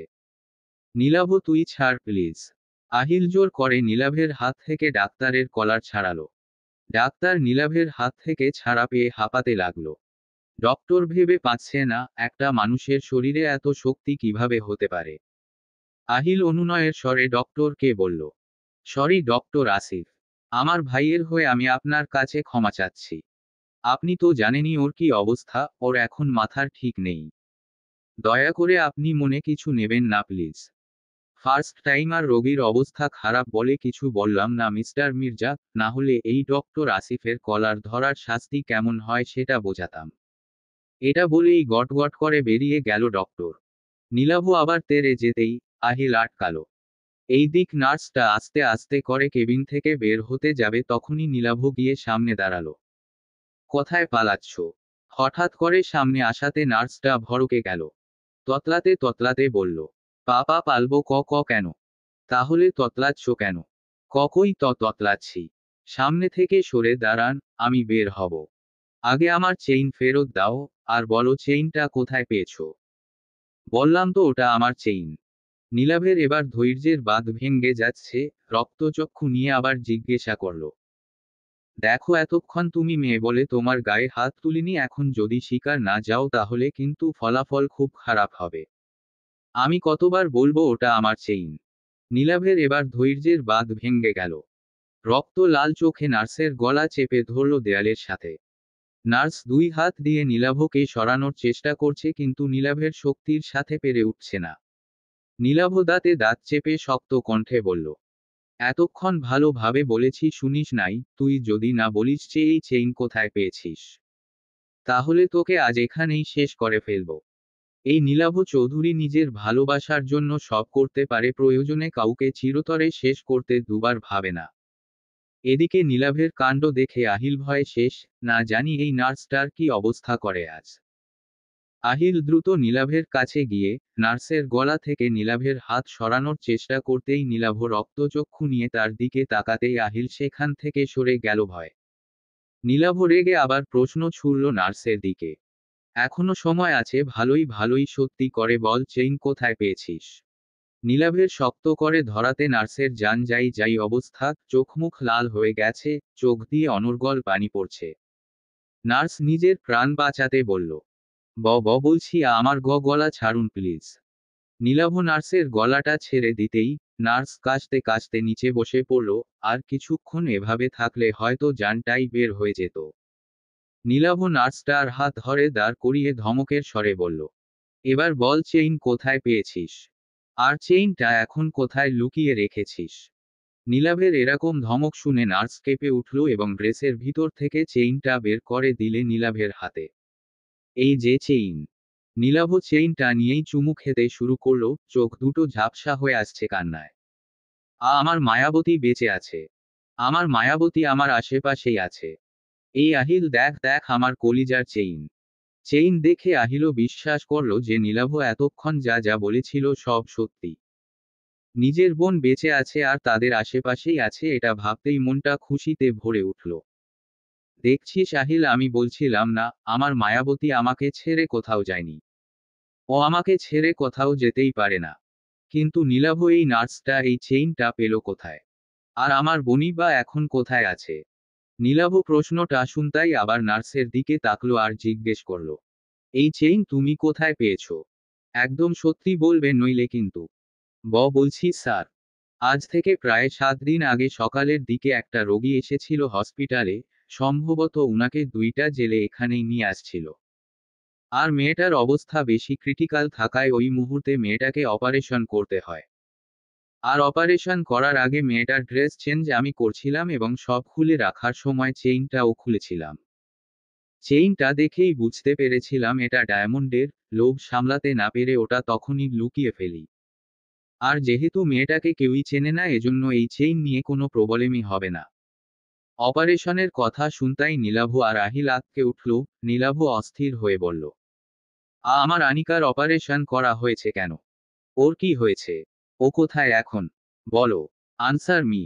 আহা নীলাভ রিল্যাক্স, আগে পুরো কথাগুলো তো শুনতে দেই, এই মেয়ে দ্রুত বলো। আমার বোন এখন কোথায়? ওই মেয়েটা আপনার বোন স্যার? হ্যাঁ আমার বোন, এবার বলো ও কোথায় আর ওর অপারেশনই বা কেন করা হয়েছিল? আসলে স্যার উনার বুকে গুলি লেগেছিল, যার জন্য উনাকে দ্রুত অপারেশন করা হয় এবং অপারেশনটা সাকসেসফুলি হয়। কিন্তু নীলাভ এবার ভয় ভয়ে জিজ্ঞাসা করল, কিন্তু কি? আমার আনিকা ঠিক আছে তো? আসলে স্যার উনি ঠিক আছে, তবে উনি অপারেশনের পর থেকে কোনো কথাই বলেনি। একটা টু শব্দ পর্যন্ত করেনি, কারো সাথে কথা বলতো না, একা একা চলাফেরাও করতো না। ডক্টররা বলছে উনার ব্রেইনে কিছুটা পানি জমেছিল আর অতিরিক্ত আঘাত সহ্য করতে না পারার ফলে এ অবস্থা হয়েছে। আনিকার এই কথা শুনতাই নীলাভ কি বলবে বুঝতে পারল না। মুখ দিয়ে কোনো কথা বের হচ্ছে না, থম করে বেডে বসে পড়ল। আহিল নিজেকে শক্ত করে জিজ্ঞেস করল, এই মুহূর্তে আমার বোন কোথায় সেটা বলো। নার্স মাথা নিচু করে বলল, জানি না স্যার। জানো না মানে কি? হ্যাঁ, আমার বোন কোথায় সত্যি করে বলো। সত্যি বলছি স্যার, আমি জানি না উনি কোথায় আছে এখন। তুমি না মাত্রই বললা আমার বোনকে এখানেই অপারেশন করা হয়েছে। তাহলে তুমি জানো না কেন? আসলে স্যার উনাকে আজই রিলিজ করে দেওয়া হয়েছে। নীলাভ এবার উঠে এসে বলল, রিলিজ করে দেওয়া হয়েছে মানে? আনিকার তো কেউই নাই, তাহলে ওকে রিলিজ করেছে কে? সেটা তো বলতে পারবো না স্যার, আপনি রিসিপশনে গিয়ে জিজ্ঞাসা করতে পারেন, ওখানে সবার সব ডিটেইলস দেওয়া আছে। নীলাভ আর এক মুহূর্ত দেরি না করে রিসিপশনের দিকে ছুটল। আহিলও নীলাভের পিছনে দৌড়ে গেল, না জানি ছেলেটা রাগের মাথায় আবার কি করে বসে। নীলাভ রিসিপশনে এসে দেখে অনেক ভিড়, সবাইকে এড়িয়ে রিসিপশনের মেয়েটির কাছে জিজ্ঞাসা করল, এক্সকিউজ মি ম্যাম, আজ কাকে কাকে রিলিজ করা হয়েছে তার ডিটেইলসটা একটু দিন তো। সরি স্যার, সেটা সম্ভব না, অপরিচিত কাউকে এভাবে কারো ডিটেইলস দেওয়া এই হসপিটালের রুলসের বাহিরে। আমি অপরিচিত কেউ না, আমার ফিয়ন্সে এখানে ভর্তি ছিল। ওকে স্যার, তার নাম কি? তার নাম আনিকা, বাট এখানে হয়তো তাকে কেউ চেনে না, কারণ তাকে কিছু লোক সমুদ্রে পেয়ে এই হসপিটালে নিয়ে আসছিল 7 দিন আগে। আজ তাকে রিলিজ দেওয়া হয়েছে। সরি স্যার, সম্ভব না। আপনার কথা শুনে আমার ট্রাস্ট হচ্ছে না। পাশ থেকে আহিল বলে উঠল, প্লিজ ম্যাম একটু বলুন, আমাদের খুব দরকার। সরি স্যার, সম্ভব না। নীলাভ এবার রেগে কিছু বলতে যেতেই আহিল তাকে দ্রুত সেখান থেকে সরিয়ে নিয়ে আসলো। আহিল, আমাকে ছাড়, আমাকে জানতেই হবে আনিকাকে কে রিলিজ করে নিয়ে গেছে। কিন্তু নীলাভ, উনারা তো আমাদের কোনো ইনফরমেশন দিবে না, আর সত্যিই তো অপরিচিত কাউকে এভাবে কারো ইনফরমেশন দেওয়া ঠিক নয়। তাহলে আমার আনিকাকে কিভাবে খুঁজে বের করব? তুই একটু শান্ত হয়ে বসো প্লিজ, এমনিতেই তুই অসুস্থ। আমি ফাইয়াজকে কল দিচ্ছি, ও আসলেই দ্রুত আনিকার সব ইনফরমেশন পাওয়া যাবে। নীলাভ চুপ করে বসে রইল। একদিকে আনিকাকে পাওয়া খুশি, অন্যদিকে এতদিন মায়াবতী রমায়া মাখা মুখটা না দেখার কষ্ট, সব মিলিয়ে মিশ্র অনুভূতি হচ্ছে। হাতের উপর আনিকার লকেটটা নিয়ে নাড়াচাড়া করতে লাগলো। লকেটের লাভটা উঁচু করিতেই আনিকার হাসি মাখা মুখটা বের হয়ে আসলো। মায়াবতী, আর কিছুক্ষণ তারপরই তোমার নীলাভ তোমার কাছে আসছে। মায়াবতী, যেই সব কথা তোমাকে শোনাতে চেয়েছি, সেই সব কথারা হলুদ পাতার মতো অবেলায় অবহেলায় ঝরে পড়তেছে জানো। তোমাকে নিয়ে সমুদ্র দেখা মুহূর্তের স্মৃতিগুলো বড্ড পোড়ায় আমাকে। জানো পাখি, আমাকে সবাই পাগল বলে। সবাই বলে একজনের জন্য কেউ এমন করে নষ্ট হয়ে যায়। এভাবে কি কষ্ট পায়। অথচ তুমি আমার কেমন একজন, এইটা যদি বুঝাতে পারতাম তাদেরকে, তাহলে হয়তো এ কথা বলার আগে বুক কাঁপতো তাদের। মায়াবতী, তোমার জন্য আমার ভীষণ পুড়ে উঠে ভিতরটা। দম বন্ধ হওয়া কান্না পায়, কিন্তু কাঁদতে পারি না, চোখের পানি জলীয় বাষ্প হয়ে সেই যে উড়ে গেছে পুরুষ নামক তকমায়। জানো কলিজা, সবাই তোমাকে দেখে বলে তোমার ভিতর কি এমন আছে। টাকা হলে নাকি একই রঙের অনেক জুতা পাওয়া যায়। অথচ তাদের আমি বোঝাতে পারি না, জগতে তুমি কেবল আমার চোখে সুন্দরের উপমা। তুমি আমার দুনিয়া, আমার মানসিক শান্তির একমাত্র কারণ। বড্ড বেশি ভালোবাসি তোমায় পাখি, তুমি হিনা, এ জীবন যেন নরক যন্ত্রণা। আজ 7 দিন ধরে নেহা সেই গুপ্ত ঘরেই বন্দি আছে। সপ্তাহে 4 দিন খাবার পেয়েছে, তবে সেটা খাবার অযোগ্য, কারণ পোড়া বাসি রুটি দেওয়া হয় আর পানি। প্রথম 2 দিন নেহা এগুলো খায়নি, কিন্তু পরে ক্ষুধার যন্ত্রণায় ঠিকই খেয়েছে সেগুলো। একদম নেতিয়ে পড়েছে নেহা, শরীরে শক্তি নেই বললেই চলে। ফাইয়াজ এই কয়দিন খুব নির্যাতন করেছে নেহাকে। এই মুহূর্তে ফাইয়াজ নেহার সামনেই বসে আছে। কি ব্যাপার ম্যাডাম, আমার আপ্যায়ন আপনার কেমন পছন্দ হচ্ছে তো? ফাইয়াজের কড়া প্রশ্নে নেহা তার মুখ ফ্যালফ্যাল করে তাকিয়ে রইল, কিছু বলার শক্তি যেন তার নেই। 7 দিনেই যেন শুকিয়ে কাঠি হয়ে গেছে। চোখের নিচে গাঢ় কালো দাগ হয়ে গেছে। আহারে, খুব বেশি আদর যত্ন করে ফেলেছি তাই না? উহু, কি করব বলো? তোমাকে তো বোঝাতে হবে যে কাউকে হত্যার শাস্তি কত সুন্দর হয়, তার জন্যই তো এত আয়োজন। আর হ্যাঁ, চিন্তা করো না, তোমার প্রিয় মাম্মাকেও খুব শীঘ্রই এখানে নিয়ে আসবো। সেহের শেখের কথা শুনতাই নেহা চমকে উঠে কাপা কাপা কণ্ঠে বলল, মা? হুম ম্যাডাম, আপনার মা। তিনিও যে সবকিছুর পিছনে আছে সেটা আমরা জেনে গেছি, আর তাকেও খুব আদর যত্ন করার জন্য অলরেডি তাকে অ্যারেস্ট করা হয়েছে। নেহা নিজের কষ্ট সহ্য করতে পারলেও মার কথা শুনে খুব কষ্ট পেল। চোখ দিয়ে 2 ফোঁটা পানি গড়িয়ে পড়ল। এখানে হয়তো এভাবে আর কিছুদিন থাকলে সে মারা যাবে। হঠাৎ ফাইয়াজের ফোনটা ভাইব্রেট করে উঠল। ফাইয়াজ ফোনের দিকে তাকিয়ে দেখল আহিল, দ্রুত ফোনটা রিসিভ করল। হ্যালো আহিল। ফোনের ওপাশে আহিল সব খুলে বলতেই ফাইয়াজ খুশিতে হালকা জোরে বলে উঠল, সত্যি আনিকাকে পাওয়া গেছে। ওকে, তোমরা ওখানে থাকো, আমি কিছুক্ষণের মধ্যেই হসপিটালে আসছি। ফাইয়াজের মুখে এ কথা শুনতাই যেন নেহার মাথায় আকাশ ভেঙে পড়ল।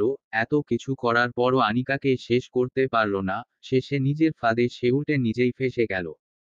এতক্ষণের খারাপ লাগা সব রাগে পরিণত হলো। সাপের মতো ফোঁস করতে লাগলো।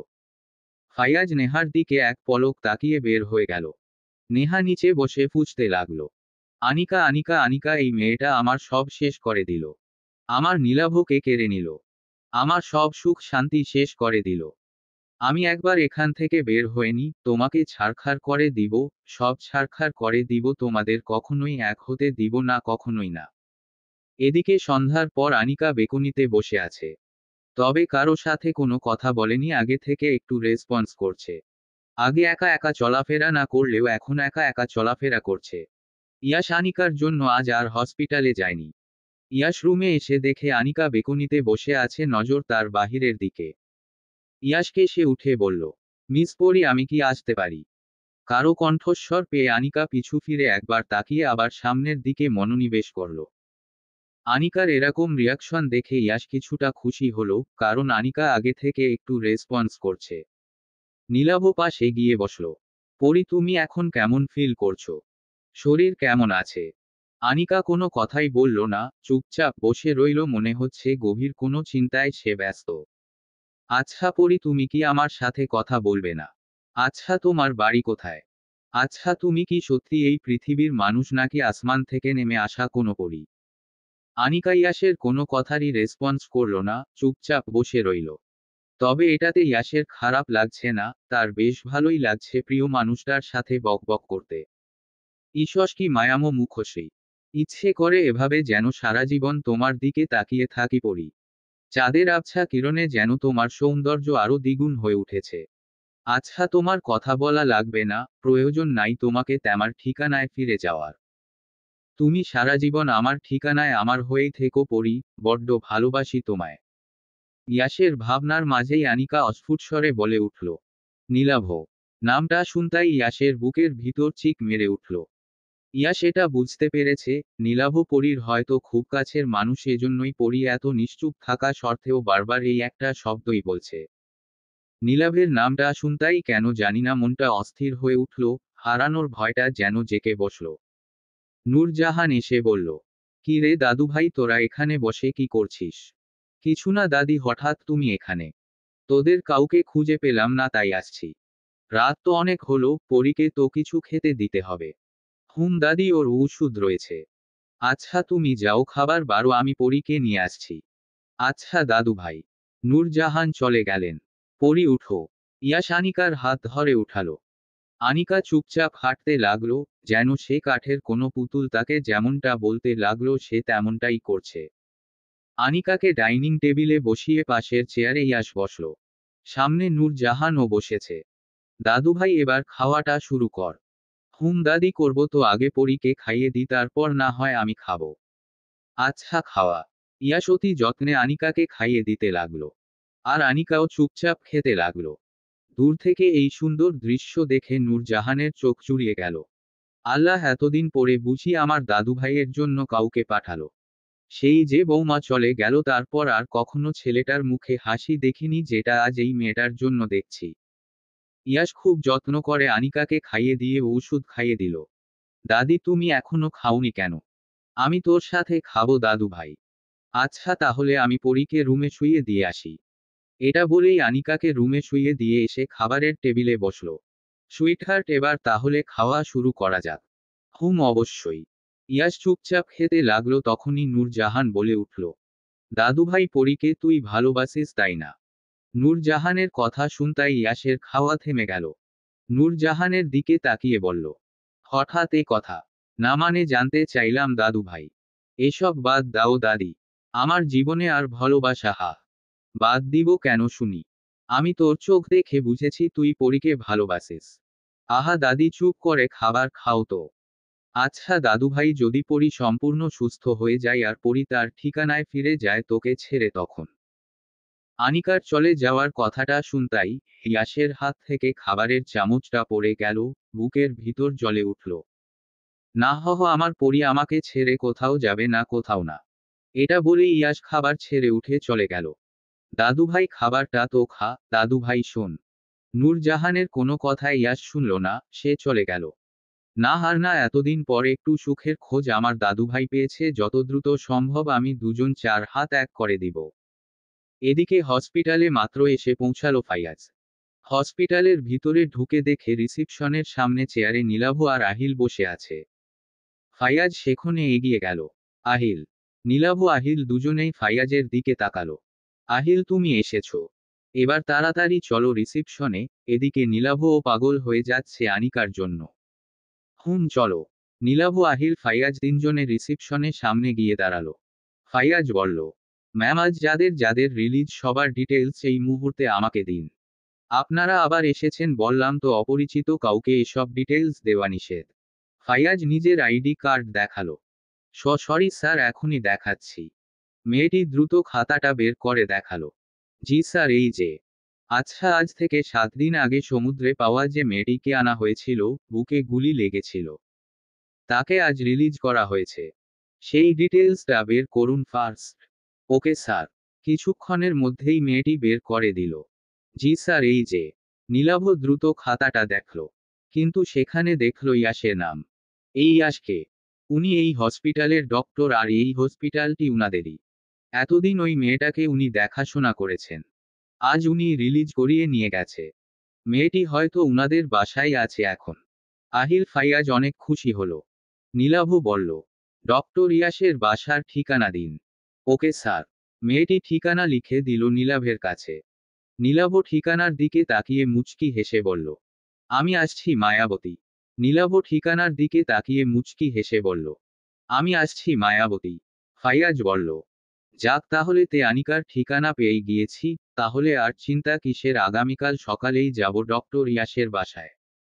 নীলাভ বলল, না আমি এই মুহূর্তেই যাব, আর 1 সেকেন্ডও টাইম ওয়েস্ট করব না। একদম জেদ করিস না নীলাভ, তুই অসুস্থ, আজ হসপিটাল থাকবি, আগামীকালই আমরা যাব। আর তাছাড়া এখন অনেক রাত হয়ে গেছে, এত রাতে কারো বাসায় যাওয়া কোনো ভদ্রতার ভিতর পড়ে না। হ্যাঁ নীলাভ ফাইয়াজ ঠিকই বলেছে, তোর শরীরটা বেশি ভালো না। তোকে আজ রাতে স্যালাইন দেওয়ার কথা, তুই আজ হসপিটালে থাকবি, কাল ভোরেই আমরা যাব। কিন্তু আর কোনো কথা না নীলাভ, এখন চুপচাপ ভিতরে চল, কিছুক্ষণ পর তোকে স্যালাইন দেওয়া হবে। নীলাভ ফাইয়াজ আহিল ভিতরে গেল। কিছুক্ষণের মধ্যে নীলাভকে ডক্টর এসে স্যালাইন দিয়ে গেল। সারাদিন ডিউটি শেষে ফাইয়াজ অনেক টায়ার্ড, তাই সে বাসায় চলে গেল, আর আহিল হসপিটালেই কেবিনের ভিতর সোফায় শুয়ে পড়ল। নীলাভের স্যালাইন চলছে, নীলাভের নজর উপরে ছাদের দিকে, তবে সেদিকে তার নজর থাকলেও মন আনিকার কাছে। পৃথিবীতে এত নারীর ভিতর তুমি সবথেকে ভাগ্যবান মায়াবতী, কারণ পৃথিবীতে এত নারী থাকতেও এই নীলাভ চৌধুরী শুধু তোমাতেই বিভোর। জানো মায়াবতী, আমার এই এক জীবনও অনেক কম মনে হয় তোমাকে ভালোবাসার জন্য। উফস আমি তোমাকে কেন এত ভালোবাসি বলবা আমায়? নীলাভের ঠোঁটে মুচকি হাসি, নিজের ভালোবাসার মানুষটার কথা ভাবতেই যেন সমস্ত মন খারাপগুলো পালিয়ে গেছে, মুখে ফুটে উঠেছে মুচকি হাসি। আর কিছুক্ষণ মায়াবতী, তারপরই তোমার নীলাভ তোমার কাছে যাবে। আচ্ছা পাখি, আমাকে কি তোমার একটুও মনে পড়ে না? আচ্ছা, তুমি আমাকে ভুলে যাওনি তো? এটা ভাবতেই নীলাভের বুকের ভিতর জ্বলে উঠল। না, সব সহ্য করলেও এটা সহ্য করতে পারবে না নীলাভ। আনিকা যে তাকে ভুলে গেছে এটা ভাবতেই হার্টবিট বেড়ে গেছে। নিজের ভালোবাসার মানুষের চোখে নিজেকে অপরিচিত মানুষ হিসেবে দেখতে কেউই চাইবে না, সেই যন্ত্রণা কেউ সহ্যও করতে পারবে না। নতুন এক সকাল, নতুন দিনের আগমন। খুব বেশি সকাল হয়নি, আবছা আলো, সূর্যও উদয় হয়নি। আকাশটা কুসুম রাঙা হয়ে গেছে কারণ সূর্যোদয়ের সময় হয়ে গেছে। আহিল এখনো গভীর ঘুমে আচ্ছন্ন, তবে নীলাভ ঘুমায়নি, সারারাতেই জেগে ছিল। সে অপেক্ষা করছিল কখন সকাল হবে আর সে তার মায়াবতীর কাছে যাবে। নীলাভ বাহিরে তাকিয়ে দেখে আবছা আলো, খুব বেশি সকাল হয়নি, পাখির কিচিরমিচির শব্দ ভেসে আসে। হসপিটালটা সমুদ্রের প্রায় কাছাকাছি, দূর থেকে সমুদ্র দেখা যায়, সমুদ্রের গর্জনের শব্দ ভেসে আসছে। নীলাভ বেড থেকে উঠে গিয়ে জানালার পর্দা সরিয়ে জানালার সামনে দাঁড়ালো। অক্টোবরের সমুদ্রের ঠান্ডা বাতাস নীলাভ শরীরে শো শো করে ছুঁয়ে দিল। নীলাভ দুচোখ বন্ধ করে নিঃশ্বাস নিল। বহুদিন পর আজ মন ভরে নিঃশ্বাস নিল। মনটাও বেশ ফুরফুরে, নিজের ভালোবাসাকে ফিরে পাওয়ার আশায় অজানা এক খুশি তাকে আষ্টেপৃষ্ঠে ঘিরে ধরেছে। নীলাভ ঘাড় ঘুরিয়ে পাশে তাকিয়ে দেখে আহিল সোফায় ঘুমেতে বিভোর হয়ে আছে। নীলাভ গিয়ে আহিলকে ধাক্কা মারল, সঙ্গে সঙ্গে সোফার পর থেকে ধপাস করে নিচে পড়ে গেল। সঙ্গে সঙ্গে চেঁচিয়ে উঠল, ক ক কে রে? ওরে মাগো, আমার মাজা গেল রে! আহিলের চিল্লানো দেখে নীলাভ বিরক্ত হয়ে বলল, এই হাদারাম, একদম চিল্লাবি না, চুপ কর। আহিলের চোখে এখনো ঘুম, দুই হাত দিয়ে চোখ কচলে ঘুমু ঘুমু চোখে উপরের দিকে তাকাতেই দেখে নীলাভ তার দিকে বিরক্তকর মুখে তাকিয়ে আছে। আহিল আস্তে আস্তে উঠে সোফায় বসে হাই তুলতে তুলতে বলল, কি রে, কি হয়েছে তোর? সাত সকালে উঠে আমার পিছে লেগেছিস কেন? এই আহিল, শোন, তোর সাথে এখন আর কথা বাড়াতে চাই না। আমি এই মুহূর্তে আনিকার কাছে যাব, তুই গেলে আয়, নইলে আমি গেলাম। এটা বলেই নীলাভ চলে যেতেই আহিল দ্রুত উঠে গিয়ে নীলাভকে আটকে ধরল। আরে, এ কোথায় যাচ্ছিস সাত সকালে? সাত সকাল কই? এখন প্রায় 6টা বাজে। হুতো 6টা মানেই তো সাত সকাল, তাই না? এই শোন, অনেক সময় নষ্ট করেছি, আর নয়, আমি আর এক সেকেন্ডও নষ্ট করতে চাই না। আমি এই মুহূর্তে আমার আনিকার কাছে যাব। অনেক কষ্ট তাকে খুঁজে পেয়েছি আর হারাতে চাই না, এবার হারিয়ে গেলে আমি আর বাঁচব না আহিল। এমন ভাবে বলছিস যেন অনু আমার কেউ হয় না, অনু আমার বোন হয়, বুঝলি? তাকে দেখার জন্য আমারও মন ছটফট করছে নীলাভ, কিন্তু এখন তো ভোর 6টা বাজে, আর একটু ওয়েট কর অন্তত, ফাইয়াজকে তো আসতে দে, তারপর আমরা একসঙ্গে ডক্টর ইয়াসের বাসায় যাব। নীলাভ এবার বেডে বসে পড়ল। তুই এই মুহূর্তে ফাইয়াজকে কল কর, 30 মিনিটের ভিতর ফাইয়াজকে আমার সামনে চাই। আর ও যদি না আসে তাহলে তুই এখানে বসে আঙ্গুল চুষবি, আর আমি আমার আনিকার কাছে যাব, আমাকে কেউ আটকাতে পারবে না, বলে দিলাম। আচ্ছা বাবা, তুই ঠান্ডা মাথায় বসো, তুই ওয়াশরুমে গিয়ে ফ্রেশ হয়ে আয়। আমি ফাইয়াজকে কল দিচ্ছি, আর তোর আর আমার জন্য গরম কফি নিয়ে আসছি বাহির থেকে। হুম, ওকে। এটা বলে নীলাভ ওয়াশরুমে চলে গেল ফ্রেশ হওয়ার জন্য। আহিল ফাইয়াজকে ফোন করে নীলাভের পাগলামির কথা বলল, আর যত দ্রুত সম্ভব হসপিটালে আসতে বলল। তারপর আহিল কফি আনার উদ্দেশ্য বাহিরে গেল। আনিকা আগে থেকে অনেক সুস্থ হয়ে গেছে। আনিকা আগে থেকে অনেক রেসপন্স করছে, চোখের সামনে আবছা সব স্মৃতি ভেসে আছে। তখনই আনিকা অস্থির হয়ে উঠছে। মাঝরাতে হঠাৎ আনিকা ঘুম থেকে উঠে চুল খামছে ধরে বসে ছিল, এক পর্যায়ে আনিকা কান্না করে দেয়। সে সময় নূরজাহান এসব দেখে ভয় পেয়ে যায়। তৎক্ষণাৎ ইয়াসকে ডেকে নিয়ে আসে। ইয়াস এসে আনিকাকে একটা ইনজেকশন পুশ করার সঙ্গে সঙ্গে আনিকা ঘুমিয়ে পড়ে। সেই রাত থেকে ইয়াস আনিকার পাশেই বসে আছে।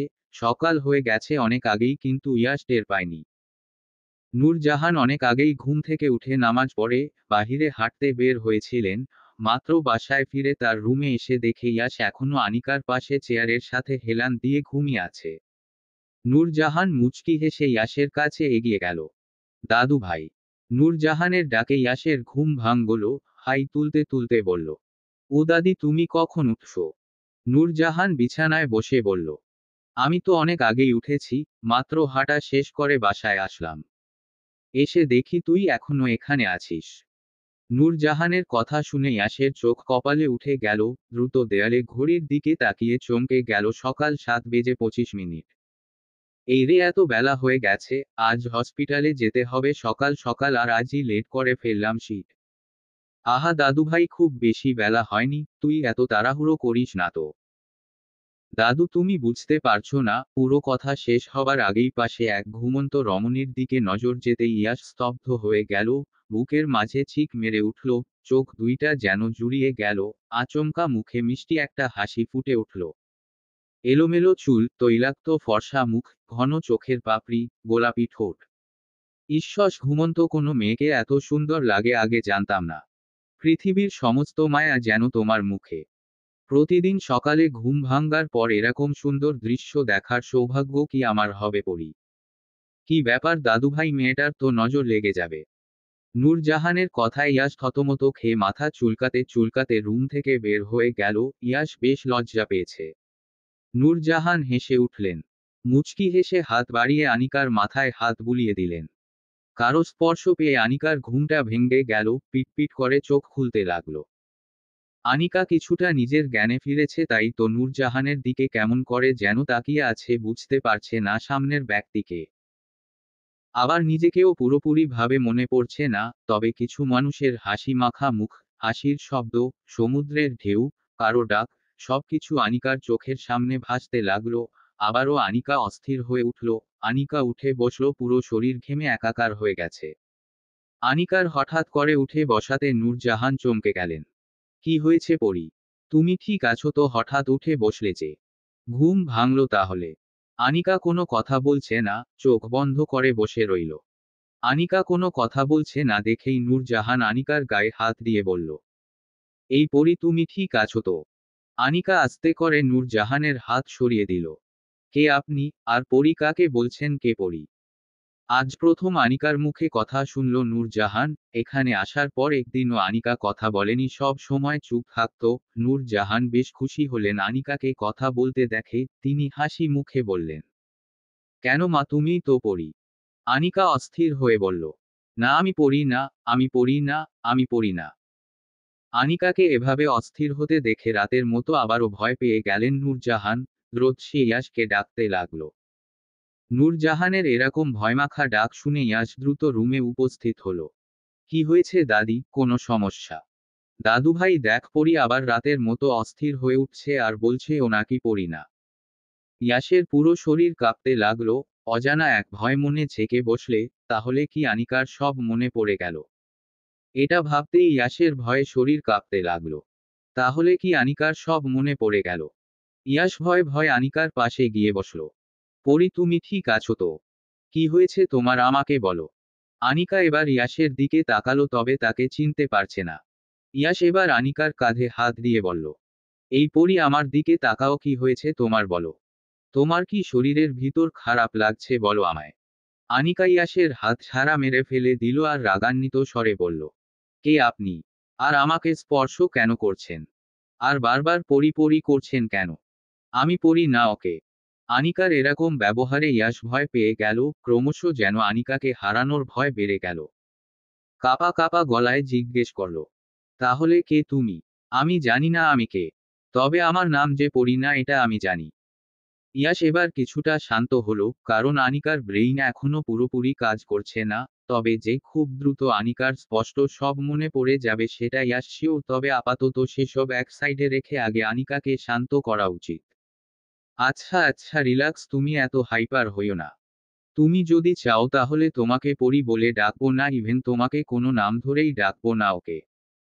আনিকা এবার কিছুটা শান্ত হলো, তবে আস্তে আস্তে প্রশ্ন ছুড়ল ইয়াশের দিকে। আচ্ছা, আমি এখানে কিভাবে আসলাম? আমার বাড়ি কোথায়? আনিকার এই প্রশ্নে ইয়াশ নূরজাহানের দিকে তাকালেন, কি বলবে বুঝতে পারছে না। নূরজাহান বললেন, আসলে। ইয়াশ বাধা দিয়ে বলল, আহা দাদি, চুপ করো তুমি। তুমি গিয়ে নিচে গিয়ে ব্রেকফাস্ট রেডি করতে বলো, 8টা বাজে, আমি ওকে নিয়ে নিচে আসছি। আচ্ছা দাদু ভাই। এটা বলে নূরজাহান নিচে চলে গেলেন। আচ্ছা সরি, তোমাকে তো নাম ধরে ডাকা আবার নিষেধ, তাহলে কি বলে এখন সম্বোধন করি বলো তো? আচ্ছা, তোমার যেহেতু নাম জানি না সেহেতু তোমাকে মিস বলেই ডাকি, তাই নয় কি? আনিকা কিছু না বলে শুধু মাথা ঝাঁকালো। থামস। আচ্ছা, তুমি আমাকে জিজ্ঞাসা করলে না যে তোমাকে আমরা কোথায় পেয়েছি? তুমি বা এখানে কেন? তোমার বাসা কোথায়? এই সব প্রশ্নের উত্তর তোমাকে দিব তার আগে তুমি এখন গিয়ে ফ্রেশ হয়ে নিচে আসো, আমরা ব্রেকফাস্ট করতে করতে না হয় এসব ব্যাপারে কথা বলবো। ওকে। গুড গার্ল, এবার যা তাহলে ফ্রেশ হয়ে নিচে আসো। আমি নিচে তোমার জন্য অপেক্ষা করব মিস। আনিকা কিছু না বলে বিছানা থেকে নেমে ওয়াশরুমে চলে গেল। আনিকার যাওয়ার দিকে তাকিয়ে গভীর এক দীর্ঘশ্বাস ফেলল ইয়াশ।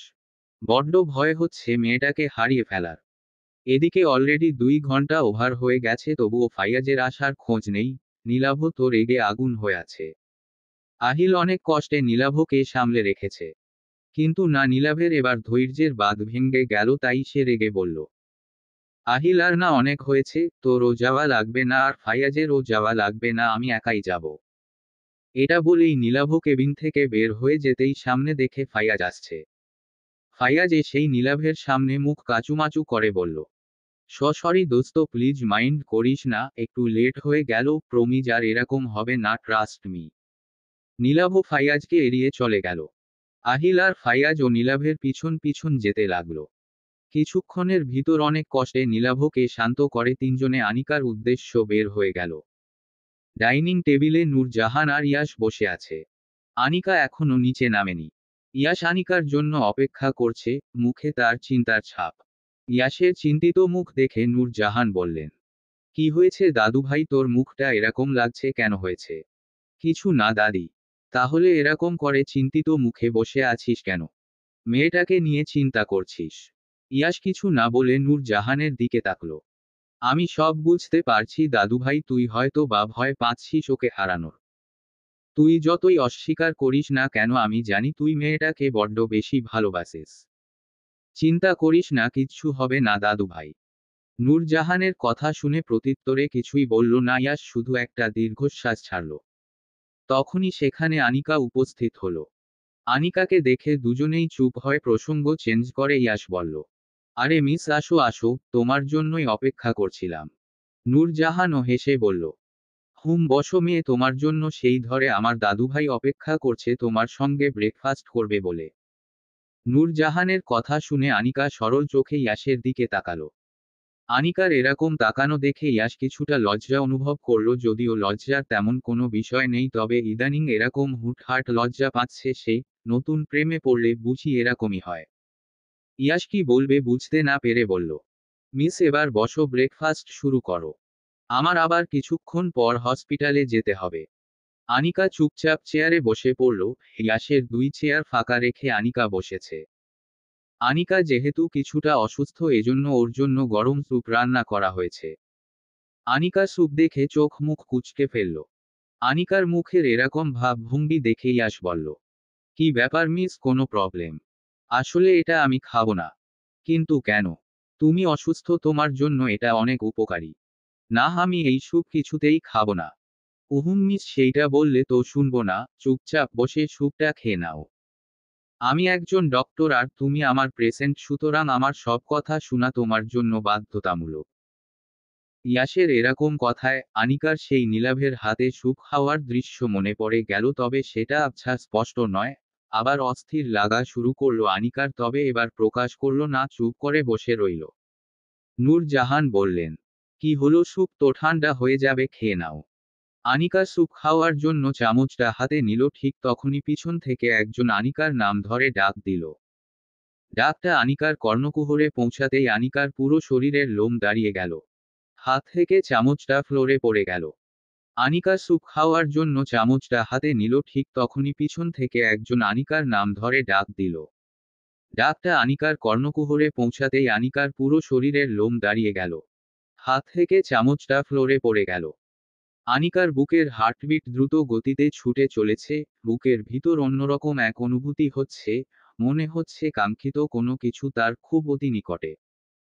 আনিকার চামচ পড়ার শব্দে নূরজাহান এবং ইয়াশ দুজনে চমকে উঠল, আর সদর দরজায় কারো পুরুষালী কণ্ঠে কোনো মেয়ের নাম শুনে তারা আরো অবাক।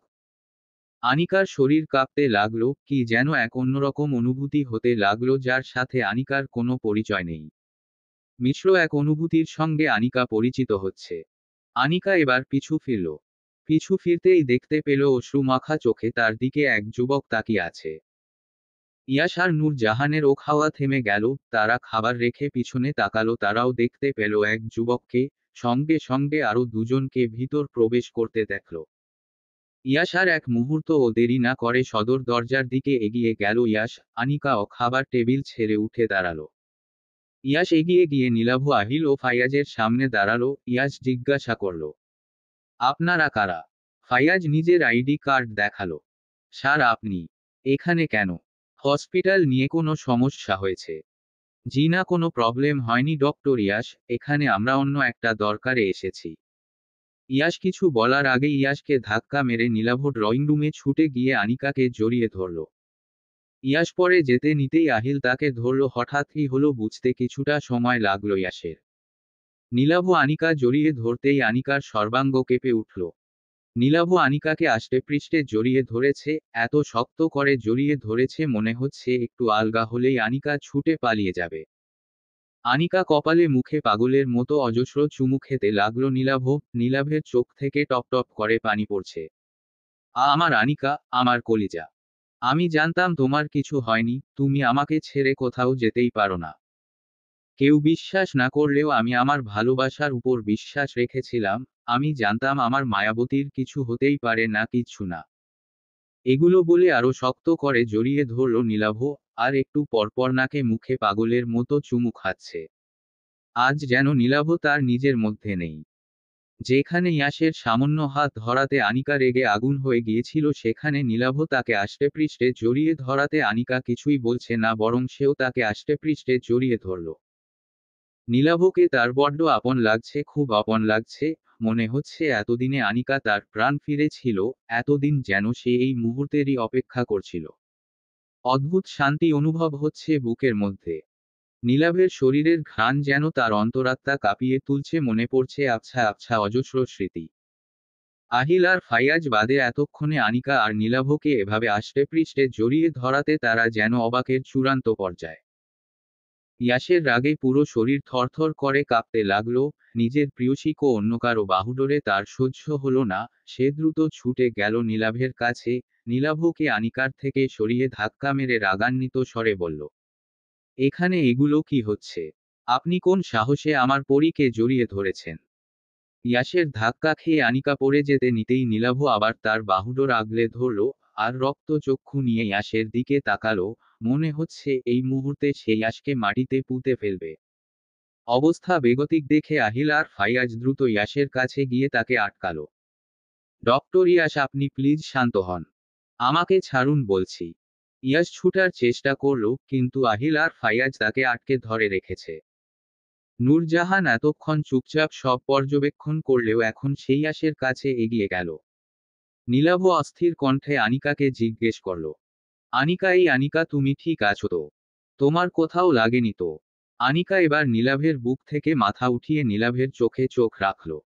নীলাভের চোখে চোখ রাখতেই আনিকার বুকের ভিতর কেঁপে উঠল। এ যেন এক মায়ার সাগর, যেখান থেকে আনিকা নজর ফেরাতে পারছে না। বুকের ভিতর ধকধক করতে লাগলো। নীলাভের চোখের দিকে তাকালে তার জন্য আবছা আবছা সব মুহূর্তে গুলো মনে পড়ছে, কারো হাসি, কারো কান্না, ভালোবাসি বলা, কারো মায়ভরা কণ্ঠে তার নাম ধরে ডাকার শব্দ। সব মনে পড়ছে, তবে সবই অস্পষ্ট। আনিকার চোখ থেকে পানি পড়তে লাগলো, মাথায় অসহ্য যন্ত্রণা হতে লাগলো। হঠাৎই নীলাভকে ছেড়ে দিয়ে আনিকা চিৎকার দিয়ে উঠে মাথা ধরে বসে পড়ল। আহ! আনিকার চিৎকারে সবাই ভয় পেয়ে গেল। নীলাভের যেন দেহ থেকে প্রাণটাই চলে যাবে এরকম হতে লাগলো। নীলাভ ও ফ্লোরে হাঁটু গেড়ে বসে পড়লে। আনিকা, কি হয়েছে তোমার? এরকম করছো কেন? মাথায় ব্যথা করছে কি? আনিকা, আনিকা শোনো। নীলাভের কথার কোনো উত্তর দিল না আনিকা। বসে থেকেই ছটফট করতে লাগলো, দুই হাত দিয়ে মাথা চেপে ধরে রেখেছে আনিকা। হঠাৎই আনিকা সেন্সলেস হয়ে নীলাভ কোলের উপরে পড়ল। আনিকার এ অবস্থা দেখে নীলাভের হাত পা যেন ঠান্ডা হয়ে আসতে লাগলো। অজানা এক ভয় তাকে আবারও গ্রাস করতে লাগলো। নীলাভের পুরো শরীর যেন ভয় কাঁপতে লাগলো। নীলাভ কাঁপা কাঁপা হাতে কাঁপা কাঁপা কণ্ঠে বলল, আনিকা, তোমার কি হয়েছে? আমার দিকে তাকাও আনিকা। চোখ খুলো আনিকা, আনিকা। নিজের বোনের এ অবস্থা দেখে আহিল আর দাঁড়িয়ে থাকতে পারল না। দৌড়ে আনিকার কাছে চলে আসলো, নীলাভের কোল থেকে নিজের কোলে মাথা নিয়ে আহিল কাঁদতে কাঁদতে বলল, অনু এই অনু কি হয়েছে তোর, কথা বল। অনু বোন আমার, প্লিজ তাকা আমার দিকে। এই দেখ তোর ভাইয়া এসেছে, কথা বল প্লিজ অনু। নীলাভ ও আহিল এতদিন পরে নিজের ভালোবাসা ও নিজের আদরের বোনকে পেয়ে এতটাই খুশি হয়েছিল যে এই মুহূর্তে তার হঠাৎ সেন্সলেস হয়ে যাওয়াটাতে তাদের মাথায় কাজ করছে না। দুজনেই প্রচণ্ড পরিমাণে ভয় পেয়ে গেছে, আবার আনিকাকে হারিয়ে ফেলার ভয় আহিল ও নীলাভের মনে ছেকে বসেছে। এদিকে আহিল আর নীলাভের কাজ দেখে ইয়ায় পুরো স্তব্ধ হয়ে গেছে। তবে কি আজ দুদিন সে যে ভয়টা পেয়েছিল সেটাই সত্যি হয়ে গেল। ইয়াসের বুকের ভিতর অসহনীয় যন্ত্রণা হতে লাগলো, নিজের ভালোবাসাকে হারিয়ে ফেলার ভয় যেন তাকে পাথরের মূর্তি করে দিচ্ছে। পুরো শরীর ঠান্ডা হয়ে আসছে, কি বলবে বা করবে বুঝতে পারছে না। তখনই ফাইয়াজ ইয়াসের ঘাড়ে হাত রেখে বলল, ডক্টর ইয়াস, আপনি হয়তো বা ভাবছেন এটা কারা। এরা হচ্ছে একজন ওই মেয়েটার ভাই আর একজন হচ্ছে ওই মেয়েটার ফিয়ন্সে নীলাভ। দুজন দুজনকে অসম্ভব পরিমাণে ভালোবাসে।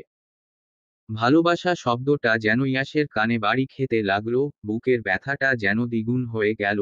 শূন্য চোখে আনিকার দিকে তাকিয়ে রইল। তার ভালোবাসাটা বুঝি অসমাপ্ত রয়ে গেল। আহিল এতক্ষণ ডাকার পরও আনিকার কোনো সাড়া শব্দ পেল না। নীলাভ আহিলের কোল থেকে আবার নিজের কোলে নিয়ে মুখে আস্তে আস্তে চাপড় দিতে দিতে বলল, আনিকা প্লিজ একবার তাকাও আমার দিকে। এই দেখো তোমার নীলাভ এসেছে, তোমার গোমরামুখটা ফিরে এসেছে, তাকাও না একবার প্লিজ। তোমার এই চুপ থাকা যে আমার হৃদয়ে রক্তক্ষরণ হচ্ছে, সে কি তুমি টের পাচ্ছ না মায়াবতী?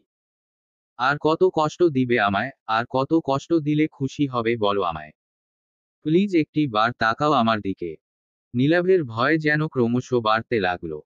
এই আহিল, তোর বোনকে তাকাতে বল না প্লিজ। দেখ না কেমন চুপ করে আছে, আমার আর সহ্য হচ্ছে না। এত কষ্ট করে তাকে খুঁজে পেয়েছি, এবার কিছু হলে আমি মারা যাব, প্লিজ ওকে কথা বলতে বল না আহিল প্লিজ সজ। নূরজাহান সবটাই বুঝতে পেরেছে, এরা যে আনিকার পরিবারের লোকজন সেটা সে বুঝতে পেরেছে, তবে এখানে কারো মানসিক অবস্থা ঠিক নয়।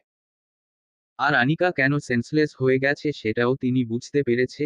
তবে ইয়াসের কথা ভেবে বড্ড কষ্ট হতে লাগলো তার। তবে সেসব বাদ দিয়ে আগে মেয়েটার সেন্স ফেরানো উচিত, তাই তিনি সেদিকে এগিয়ে গেলেন এবং বললেন, এই দেখি তোমরা সরো তো, এভাবে বসে কান্নার করে কি কোনো লাভ আছে, আগে মেয়েটার সেন্স ফেরানো উচিত। এটা বলে তিনি ইয়াসকে ডাক দিলেন, ইয়াস দাদুভাই এদিকে আয় তো, পরীর জ্ঞান ফেরাতে হবে। এতক্ষণ ইয়াস এটা বেমালুম ভুলে বসে গিয়েছিল। অতিরিক্ত শোকে সে এটা ভুলে গিয়েছিল সে একজন ডক্টর আর আনিকা তার পেশেন্ট, আর তারই সামনে সেন্সলেস হয়ে পড়ে আছে। আগে পেশেন্ট, তারপর আবেগ ভালোবাসা, তাই তো নিজের আবেগ ভালোবাসা এক সাইডে রেখে দ্রুত আনিকার কাছে গেল। দেখি আপনারা সাইড দেন, উনি অসুস্থ আর এখানে এত স্ট্রেস নিতে না পেরে সেন্স হারিয়ে ফেলেছে, আগে উনার সেন্স ফেরানো উচিত। এটা বলেই আনিকা ধরতে যেতেই নীলাভ ইয়াসের হাত চেপে ধরে রক্তচক্ষু নিয়ে তার দিকে তাকালো। আমার আনিকাকে একদম স্পর্শ করবেন না আপনি, আমি ব্যতীত আর কারো অধিকার নাই ওকে স্পর্শ করার। ইয়াস খুব অপমানিত বোধ করলেন। ফাইয়াজ এসে বলল, আহা নীলাভ, সব জায়গায় এরকম করলে হয় না। ডক্টর ইয়াস অনুকে না দেখলে কিভাবে ওর জ্ঞান ফেরাবে? কেন না ছুঁয়ে কি জ্ঞান ফেরানো যায় না? আমি ওকে সোফায় শুয়ে দিচ্ছি, বাট অন্য কাউকে আমার আনিকাকে টাচ করতে দিব না। ইয়াস সৌজন্যমূলক হাসি দিয়ে বলল, ইয়াহ নো প্রবলেম। আপনি উনাকে সোফায় শুইয়ে দিন, আমি একটা ইনজেকশন পুশ করে দিচ্ছি, ওটা দিলেই উনার সেন্স ফিরে আসবে। এটা বলে ইয়াস ইনজেকশনটা আনতে গেল। কিছুক্ষণের মধ্যে এসে ইনজেকশনটা যেই না পুশ করতে যাবে তখনই নীলাভ নাক মুখ কুঁচকে বলল, একটু আস্তে, আনিকার ব্যথা লাগবে কিন্তু একদম আস্তে ইনজেকশনটা পুশ করবেন যেন ব্যথা না লাগে। কিন্তু মি চৌধুরী, একটু তো ব্যথা লাগ। বেশি কথা আমি পছন্দ করি না ডক্টর ইয়াস, আপনাকে যেটা বলেছি সেটা করুন চুপচাপ, একটুও যেন ব্যথা না লাগে আমার মায়াবতীর। ওকে। ইয়াস আস্তে আস্তে ইনজেকশনটা পুশ করে দিল। নীলাভের এত কেয়ারনেস দেখে খুব আফসোস হতে লাগলো ইয়াসের। হে আল্লাহ, খুব কি ক্ষতি হতো এই মানুষটার স্থান আমাকে দিলে। নীলাভ এখনো অস্থির হয়ে আছে, এতদিন পর প্রিয় মানুষটাকে খুঁজে পেয়েও তার আজ এই অবস্থা। নীলাভ যেন এরা মানতেই চাইছে না। ইয়াস বলল, উনাকে ইনজেকশন তো দেওয়া হয়ে গেছে, কিছুক্ষণের মধ্যেই উনার জ্ঞান ফিরে আসবে, আপাতত উনি এখানে থাকুক। আপনার একটু স্পেস দিন। নীলাভ গম্ভীর কণ্ঠে বলে উঠল, আমি আমার আনিকাকে রেখে এখান থেকে এক পা নড়ব না। নীলাভের প্রতিটা কথাই যেন ইয়াস অপমানিত বোধ করতে লাগল। ফাইয়াজ বিষয়টা ম্যানেজ করার জন্য বলল, ডক্টর ইয়াস, এবার একটু স্পেস দেওয়া প্রয়োজন। নীলাভ অনুর কাছে থাকুক, বরং আমরা ওখানে গিয়ে বসে কথা বলি। ইয়াস শিওর, চলুন। আহিল, ফাইয়াজ, নূরজাহান সবাই গিয়ে ড্রয়িং রুমে সোফায় গিয়ে বসলেন। নূরজাহান কাজের লোককে বলে সবার জন্য চা কফি আনালেন। সোফায় ইয়াস দুই হাত মুঠ করে মাথা নিচু করে বসে রইল, মনে তার নানা দ্বিধা কাজ করছে। মাঝে মাঝে বড্ড স্বার্থপর হতে ইচ্ছে করছে, তবে স্বার্থপর হয়ে বা কি লাভ, জোর করে কি আর ভালোবাসা পাওয়া যায়? নূরজাহান বললেন, আচ্ছা বাবারা, এবার বলো তো তোমরা মেয়েটাকে কিভাবে চেনো? আর ওই ছেলেটা বা কে? আহিল হাসি মুখে বলল, আসলে দাদিমা, আমি হচ্ছি আনিকার ভাই, ওটা আমার আদরের ছোট বোন আনিকা। আর ওর পাশে যে ছেলেটা, ওটা হচ্ছে আমার মামাতো ভাই, আবার আমার বোনের ফিয়ন্সে। ওরা দুজন দুজনকে প্রচণ্ড ভালোবাসে। ওদের এনগেজমেন্টও হয়ে গেছে, সামনে তাদের বিয়ের হওয়ার কথা ছিল, কিন্তু তার আগেই। নূরজাহান ভ্রু কুঁচকে জিজ্ঞাসা করলেন, তারপর কি? আহিল এবার সব ঘটনা খুলে বলল। সব কথা শুনে ইয়াস আর নূরজাহান দুজনেরই বেশ খারাপ লাগছে। নূরজাহানের বড্ড বেশি খারাপ লাগছে তার আদরের নাতির জন্য।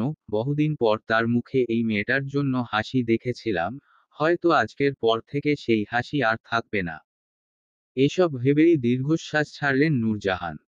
ফাইয়াজ কফি খেতে খেতে বলল, আচ্ছা ডক্টর ইয়াস, আপনি অনুকে কোথায় পেয়েছিলেন আর কিভাবে? ইয়াস এবার পুরো ঘটনা খুলে বলল। ফাইয়াজ মুচকি হেসে বলল, সেটাই আল্লাহ চাইলে সব সম্ভব। যেদিন অনুর রিলিজ হলো ঠিক সেদিনই নীলাভও সেই হসপিটালে ভর্তি হলো। যদিও অনুকে পাওয়া এতটা সহজ ছিল না, শুধু ওই লকেট সহ চেইনটার জন্য অনুকে আজ আবারও ফিরে পাওয়া। ইয়াস ভ্রু কুঁচকে বলল, লোকেট? কোন লোকেট আর কিসের চেইন? আসলে ডক্টর ইয়াস, অনু যেদিন হারিয়ে যায় সেদিনই নীলাভ অনুকে একটা লোকেট গিফট করে। লকেট পুরো ডায়মন্ডের, আর লোকেটটা খুব স্পেশালি বানানো। ওই লোকেটটা আপনাদের হসপিটালেরই একটা নার্স চুরি করে। সেদিন নীলাভের কেবিনে ওই নার্স ওই লকেট সহ চেইনটা পড়ে যায়, আর নীলাভের চোখে সেটা পড়ে। তারপরে সব কথা খুলে বলল ফাইয়াজ, নীলাভের পাগলামির কথাও বলল। ফাইয়াজের কথাগুলো শুনে ইয়াসের বেশ ভালোই লাগলো। ভালোবাসার মানুষকে ভালো রাখার নামই ভালোবাসা। সে যদি তার ভালোবাসাকে পেয়ে সুখী হয়, তাহলে সে থাকুক না সে সুখে ক্ষতি। এক জীবনে সবাইকে যে সবকিছু পেতে হবে এমন তো কথা নয়। আমি না হয় দূর থেকেই ভালোবেসে যাব আমার পরীকে। ইয়াস ঘাড় ঘুরিয়ে পিছনে তাকিয়ে দেখল। নীলাভ অতি যত্নে তার ভালোবাসার মানুষটার মাথায় হাত বুলিয়ে দিচ্ছে। আসলেই আমার পরীটা বড্ড ভাগ্যবতী। আহিল বলে উঠল, ডক্টর ইয়াস, আপনাকে ধন্যবাদ দিয়ে ছোট করতে চাই না, শুধু এটুকু বলবো আপনার মতো বড় মনের মানুষ আর দুইটা হয় না। আল্লাহ আপনার অনেক ভালো করবে।